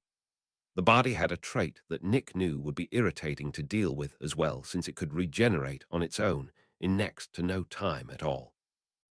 594. Chapter 594. Nick was honestly rather surprised at how little changed from his race getting upgraded. Besides a minor cosmetic adjustment to his Daedric body, alongside a couple new abilities that he technically could have done in some manner beforehand, there was nothing really different. Now that I think about it, Hollows and Daedra were very similar to begin with, so I suppose a small transformation was to be expected. He thought before moving his attention onto mastering the new style himself. Hephaestus had a head start in this regard, but Nick knew he had an advantage since he had a great many tips and hints with his system given knowledge that she did not. The guy who made this style was unbelievably knowledgeable and had left a great deal of this knowledge in the inheritance that Nick has. while almost all of it could be applied to the crafting process. So much seemed off topic that Nick couldn't explain it to Hephaestus properly without showing it. For example, that one could create a more powerful personal Zampacudo by adding a part of themselves during the forging process. While the Asochi was the same either way, the bond between the wielder and weapon was tighter and more intimate this way. Speaking of Asochi, Nick also knew that it was possible to have fully manifested Zampacudo spirits without owners so long as they were provided the energy they needed to exist. Ironically, there was even a side note about this in the style where the guy who created it bragged about being the closest anyone came to learning the secondary release state of Zampacuto that was called Bankai long before the first person actually reached that point.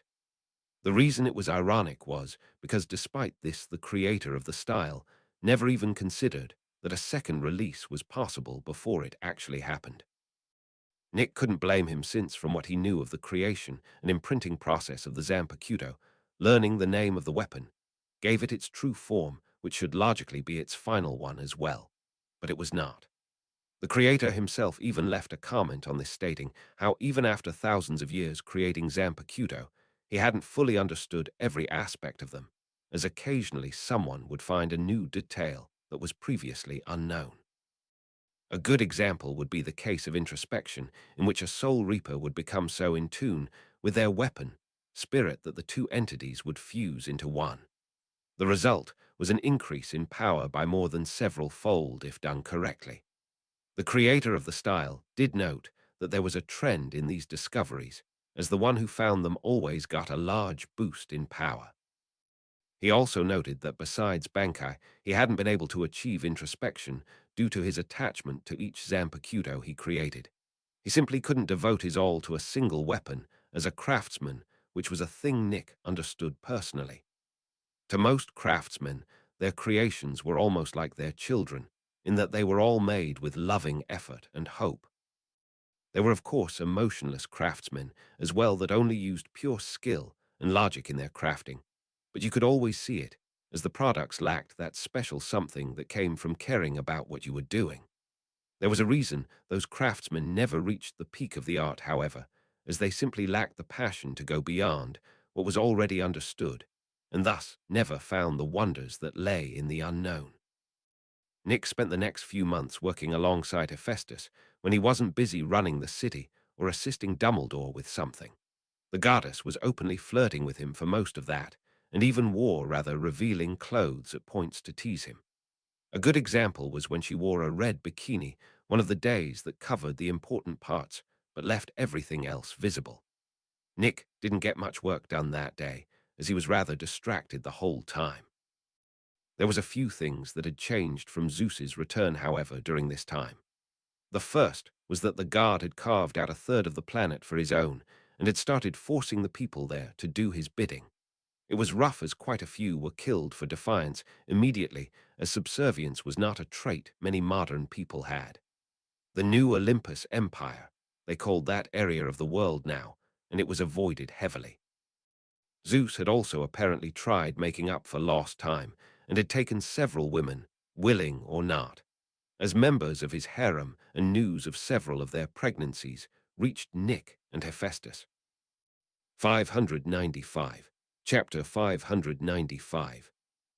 Zeus was a harsh master, and enslaved those within his empire to build himself a grand palace, as well as an army for conquering the rest of the world.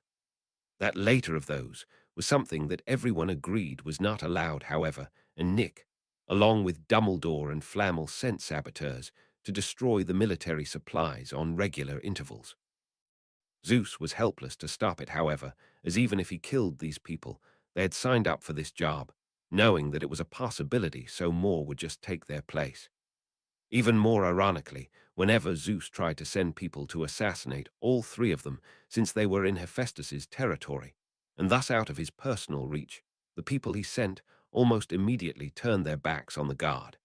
Why wouldn't they, considering how he treated those under him? Without the few factors that previously restrained his cruelty, Zeus went full-blown tyrant and was hated by damn near every person in his territory. Without anyone capable of standing up to the guard, however, rebellion was also impossible. It was a nightmarish situation for that third of the world's population. In a positive change, however, someone had finally released their shikai from those who had been given blank Zanpakutos. The released weapon was a shield, interestingly enough, with the name Rotki Kagami, or Dewdrop Mirror. The ability of the weapon was a mix of absorption and reflection. The way it worked was that anything that touched the mirror-like face of the shield sank in and was rejected back out without any loss of momentum. In a manner of speaking, it was the embodiment of "you can have this back." Nick himself found it funny how the first released weapon was defensive in nature, but didn't have any issue with it. The owner of the weapon, however, was a surprise, as it was the poison-wielding hunter, Mary Ernest. She herself didn't have any problem with this new weapon at all, as in her words, it would actually help her survive should she come across an enemy stronger than her.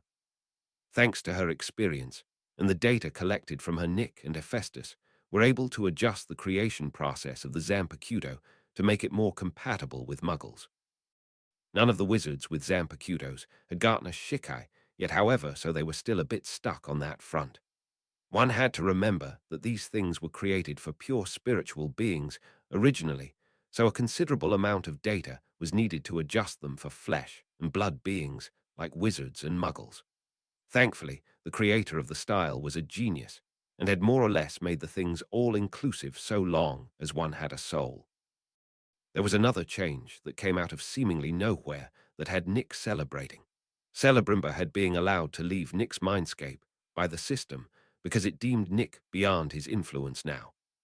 The catch, however, was that the Elf Lord still had to be bound to Nick in some regard, so Nick chose the best option he had. He sent Celebrimber's soul into the waters of his realm to be reborn as a Dremora. All Daedra born from the waters were bound to the realm, which was a part of Nick, so it was technically allowed.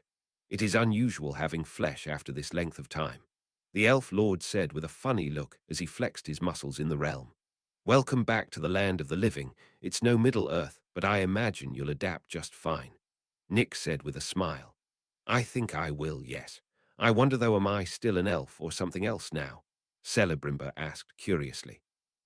You are still an elf, but rather than Maya-related, you are Daedric in essence. It's basically the same idea, though with the minor difference that upon death you will simply be reborn within the water here rather than pass to the afterlife, Nick said honestly. I see. Always know that should you have need of me, I shall leap to your aid, of this I swear, the elf said solemnly. I appreciate the sentiment, truly I do, but it is unnecessary. I would not risk another for my problems, Nick said seriously, and Celebrimber nodded. Perhaps so, but oaths are sacred things, and it would not sit well with my mind not to give you one. Not after this gift you have given me, he said stubbornly. Nick sighed, but chose to accept it, as he knew better than to argue with the stubborn elf. The old elf wasted no time at all after that, asking to use the crafting room, since he had been unable to do anything besides watch as Nick crafted things for this entire time. 596. Chapter 596. It was rather funny to see how the interaction between Hephaestus and Celebrimber went, as the goddess was highly confused by the elf lord. First and foremost, he was unlike anything she had ever seen, as unlike Nick, who was a strange fusion of many races. Celebrimber was pure elf and old, as all hell to boot. That last part really bothered her, as she had a very hard time wrapping her head around the idea that a race could be innately immortal. Celebrimber was patient with her, however, and tried his best to explain the situation without mentioning the system. Beyond this, however, the Elf Lord integrated into the world quite easily, as he had witnessed it from Nick's mindscape for quite some time now.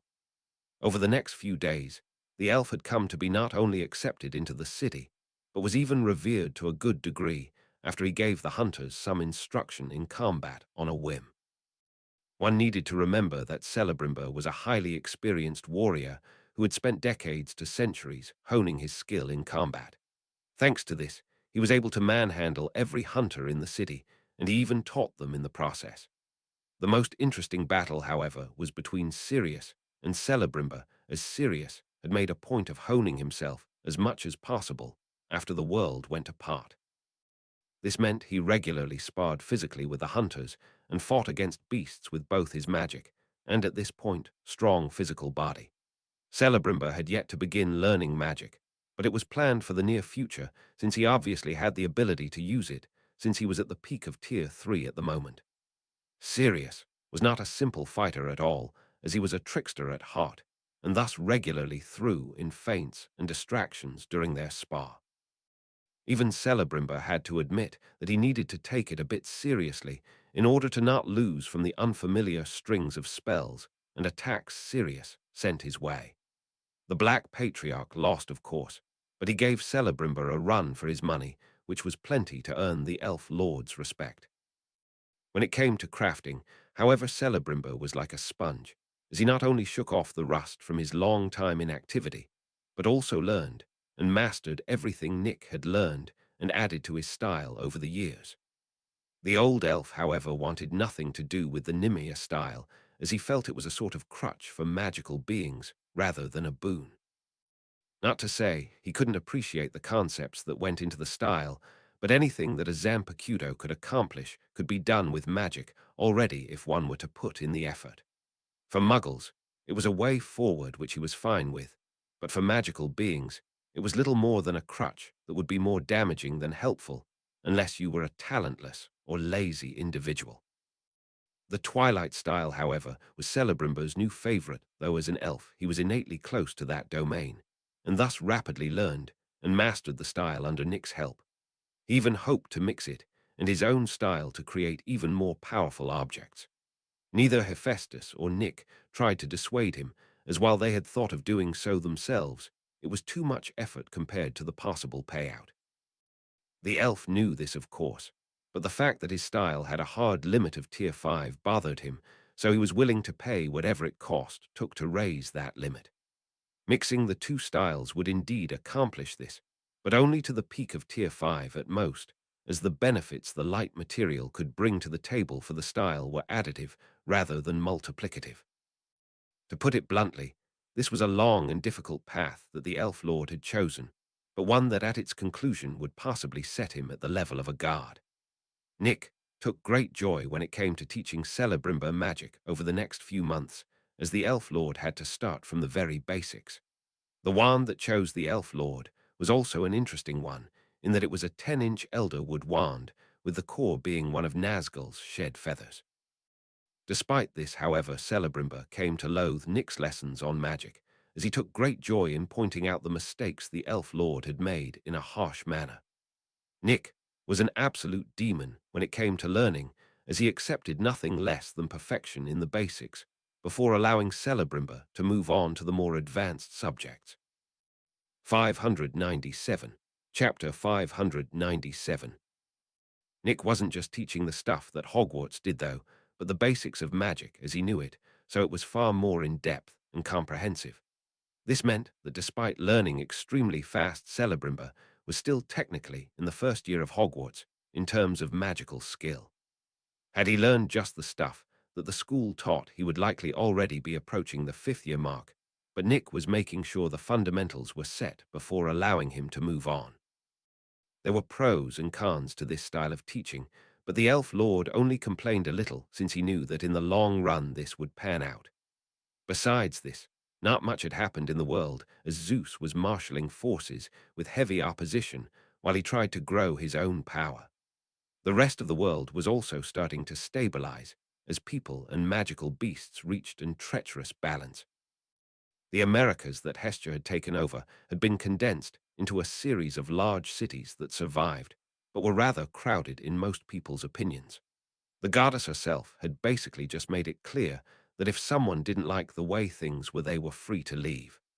A few wizards or brave muggles did, but nobody knew if they made it or not, as no one had heard from them after that. Nick and Hestia did not get along, however, as the moment they met both felt repulsed by the other instinctively. It wasn't hard to figure out why either, as by his nature Nick was a chaotic force, and Hestia's domains were all about order. Personality-wise they were fine, if a bit clashing in opinion, but both had a tacit understanding to stay away from the other. Clashing natures was no laughing matter, as it meant they both felt violently aggressive towards the other for no other reason beyond merely existing. Hephaestus accepted that coexistence was possible, but being friendly was off the table entirely. Nick himself had been cranking out a great deal of rings while he waited for his progress through Tier 5 to Tier 6 finish, so he could stockpile points again. On average, his rings netted him between 100 and 1,000 points each, so he was making good progress, as he had already stored up 500,000 points again, despite him also hemorrhaging points in his constant purchasing of new knowledge from the system, as well as refilling his stores of Soul Reaper energy. As it turned out, the energy itself wasn't that expensive so much as the jewels it came in. The hollow energy Nick had covered by separating some from himself to store, since he made it passively now. One would think that it took a great deal of these two types of energy to create a single Asochi, but that was wrong. It actually took a very small amount, but the trick was that the two types of energy needed to be fused and shaped extremely carefully, or the final result would fail. Interestingly enough, Nick discovered something amazing about the style that even its creator hadn't known. The starting shape of the Zampercuto before it was imprinted actually created a different result based on what it was. The creator of the style had only ever made blank Zampercuto that were in weapon shape, so most of the time the imprinted ones were also suited for combat to some degree. However, by creating ring-shaped blank Zampercuto, Nick discovered that not only were the Shikai for them not combat-related, but they could even allow one to craft via their Zampercuto alone. These types of Shikai were thus labeled support types, as they weren't meant for combat, but rather to lend aid to those who went into it instead. Healing, crafting, creative, and buffing Zampercuto were all very common in those who got their Shikai from ring blanks. The creative types that could produce resources like metal or plants were classified as treasures in the city, as in exchange for some effort by the wielder's people could get supplies, so the price of those things went down drastically. A good example would be a Shikai owned by a potion maker that could create and control slime. This slime allowed the person wielding the Zampercuto to absorb an organic ingredient and add that ingredient's property to the slime without any change in how a potion made with the original ingredient would function. The best part was that the guy could swap the properties at will after he absorbed a sample, so he was a walking potion ingredient gold mine. Snape had sent no less than 100 messages trying to get the guy with that Zampercuto to work for him. 598. Chapter 598. Not that he could be blamed, considering that besides adjusting the recipes slightly to accommodate the slime, instead of the normal ingredients, the end result was the same as normal. For a potioneer like Snape, this ability was the stuff of wet dreams, as it meant damn near endless ingredients for no price at all, really. The guy with the ability knew better than to leave Nick's city, though, as it was the front runner of pioneering and advancement in the world, so leaving would be downright stupid. Hell, these Zampercuto that Nick had introduced had revolutionized the whole city almost overnight once more, and more people with Shikais started popping up. Food, plant growth Zampercuto, water, rain, river, ice, or even cloud-creating Zampercutos. Everything a growing country could possibly need was available for cheap thanks to the inclusion of Zampercutos. The best part was that thanks to these things that worked for Muggles without any issue, the gaps between the two sides were starting to close, as the Muggles were slowly getting over their jealousy of not having magic themselves. It wasn't all good times, though, as like in all cases, when someone is given more power than they know what to do with it went to a few of their heads. These people turned arrogant and rude while thinking they were the center of the world just because their Zampercuto was considered powerful or very valuable. A good example of this was a Muggle who got a powerful lightning-based weapon Zampercuto and started bullying others since theirs were weaker than his own. Nick himself appeared for this matter, and with a wave of his hand tore out the soul of weapon, leaving it as nothing more than a piece of dead metal. As if that wasn't already bad enough, the weapon's soul itself thanked Nick for doing it, as it had become disgusted by how the Muggle changed after getting a taste of power. Nick then placed the manifested soul in a special state that allowed it to exist without relying on the Muggle's spiritual energy. It was unable to grow without a wielder, but it could still live out its days, as is just fine. After that, the Muggle got a taste of karma, as his previous victims came to mark the now powerless man in revenge that everyone turned a blind eye to. The weapon soul that had the name Hikari no Hana, or Light Blossom, was a kind individual that worked as a server at Florian Fortescue's ice cream parlor in Midtown. The Muggle had cried, begged, threatened, and attempted to trick the weapon soul into returning to him, but it all failed, and he was chased off instead. With such a clear example set in place, few else fell prey to the temptation of pride and cruelty. There were others, of course, but they too were punished harshly, with the worst even being killed by their weapon spirit after it had been freed, despite this meaning almost certain destruction for it. Unfortunately, Zampacuto spirits were tied to their owners, so upon death, the Zampacuto will begin to decay and die just as its owner did. This process can be slowed through various methods, but never stopped. Nobody knew how exactly, but after that spirit killed its owner, Nick took it away, and when it returned, it was no longer a Zampacuto spirit, but a true flesh and blood living being. Nick and those close to him knew what had happened, however, as he had chosen to give that spirit the option of being reborn as a Daedra bound to the realm forevermore. This was always an option even with ghosts like Helena, but Nick had never offered it to them lightly, as it meant they would never truly be free. Being tied to his realm meant they could not escape him and were subject to his will at any given moment for eternity. In many ways, it could be considered a fate worse than death or being a ghost like Helena. It was for this reason that she had not accepted it even when he offered it to her. Nick considered this to be a last resort type thing, such as the case with the Zampacuto spirit or Celebrimba, where it was quite literally their only option for living. An interesting thing Nick discovered, however, was that becoming a Daedra did not strip the Zampacuto spirit of its own abilities, but rather seemed to turn them into bloodline abilities for it. This was quite fascinating as far as Nick was concerned, as the abilities weren't a part of their body originally, but from their soul, so the change from metaphysical to physical was very big. 599. Chapter 599. While Nick himself was beyond bloodline abilities, as a Tier 5 going on 7, that didn't mean that it was any less of an important discovery. From what he could understand, most bloodline abilities were for a lack of better explanation paths to follow towards divinity. The reason for this was that if one were to focus their progress around their abilities, then the domains tied to those same abilities were grasped much faster than those who lacked this direction to grow in.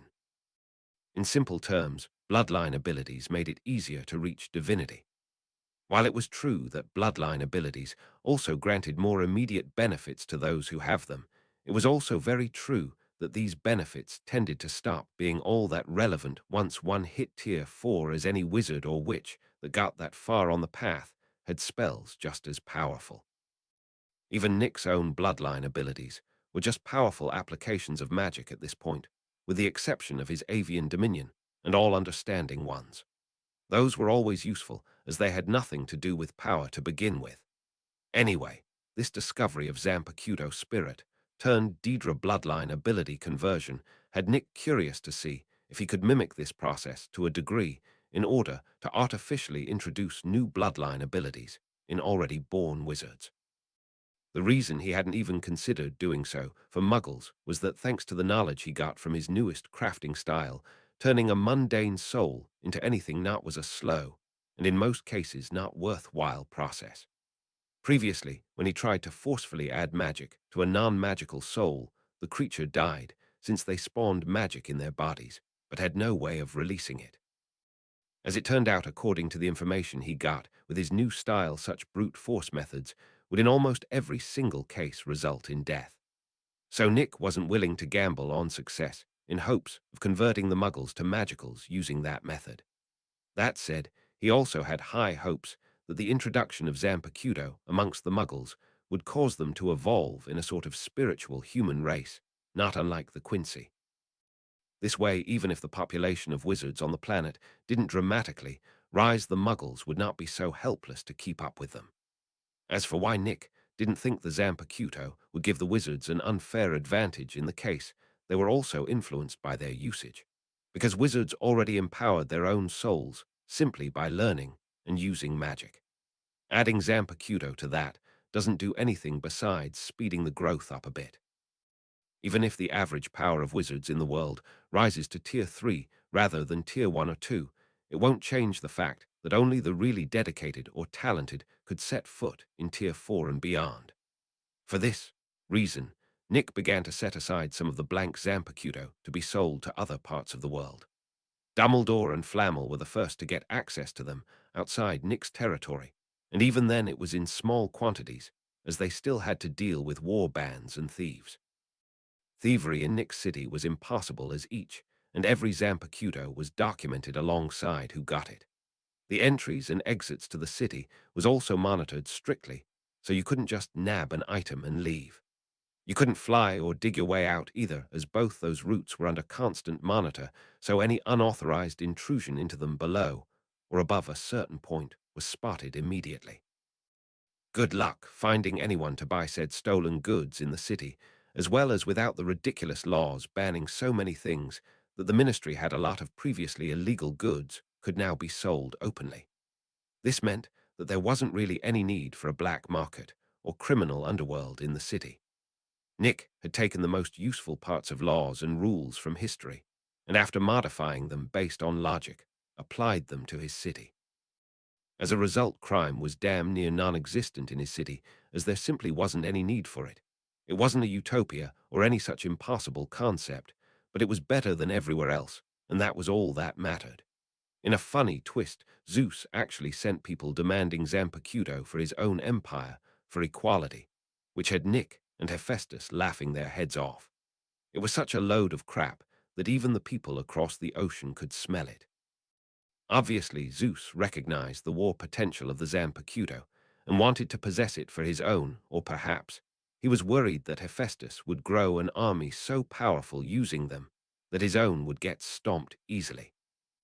600, Chapter 600. He couldn't be blamed at all, as he had definitely noticed how much more advanced Nick's territory was compared to the rest of the world. Hell, many foreign powers who saw how things were going for the English Isles started imitating Nick with some of their own people to great effect.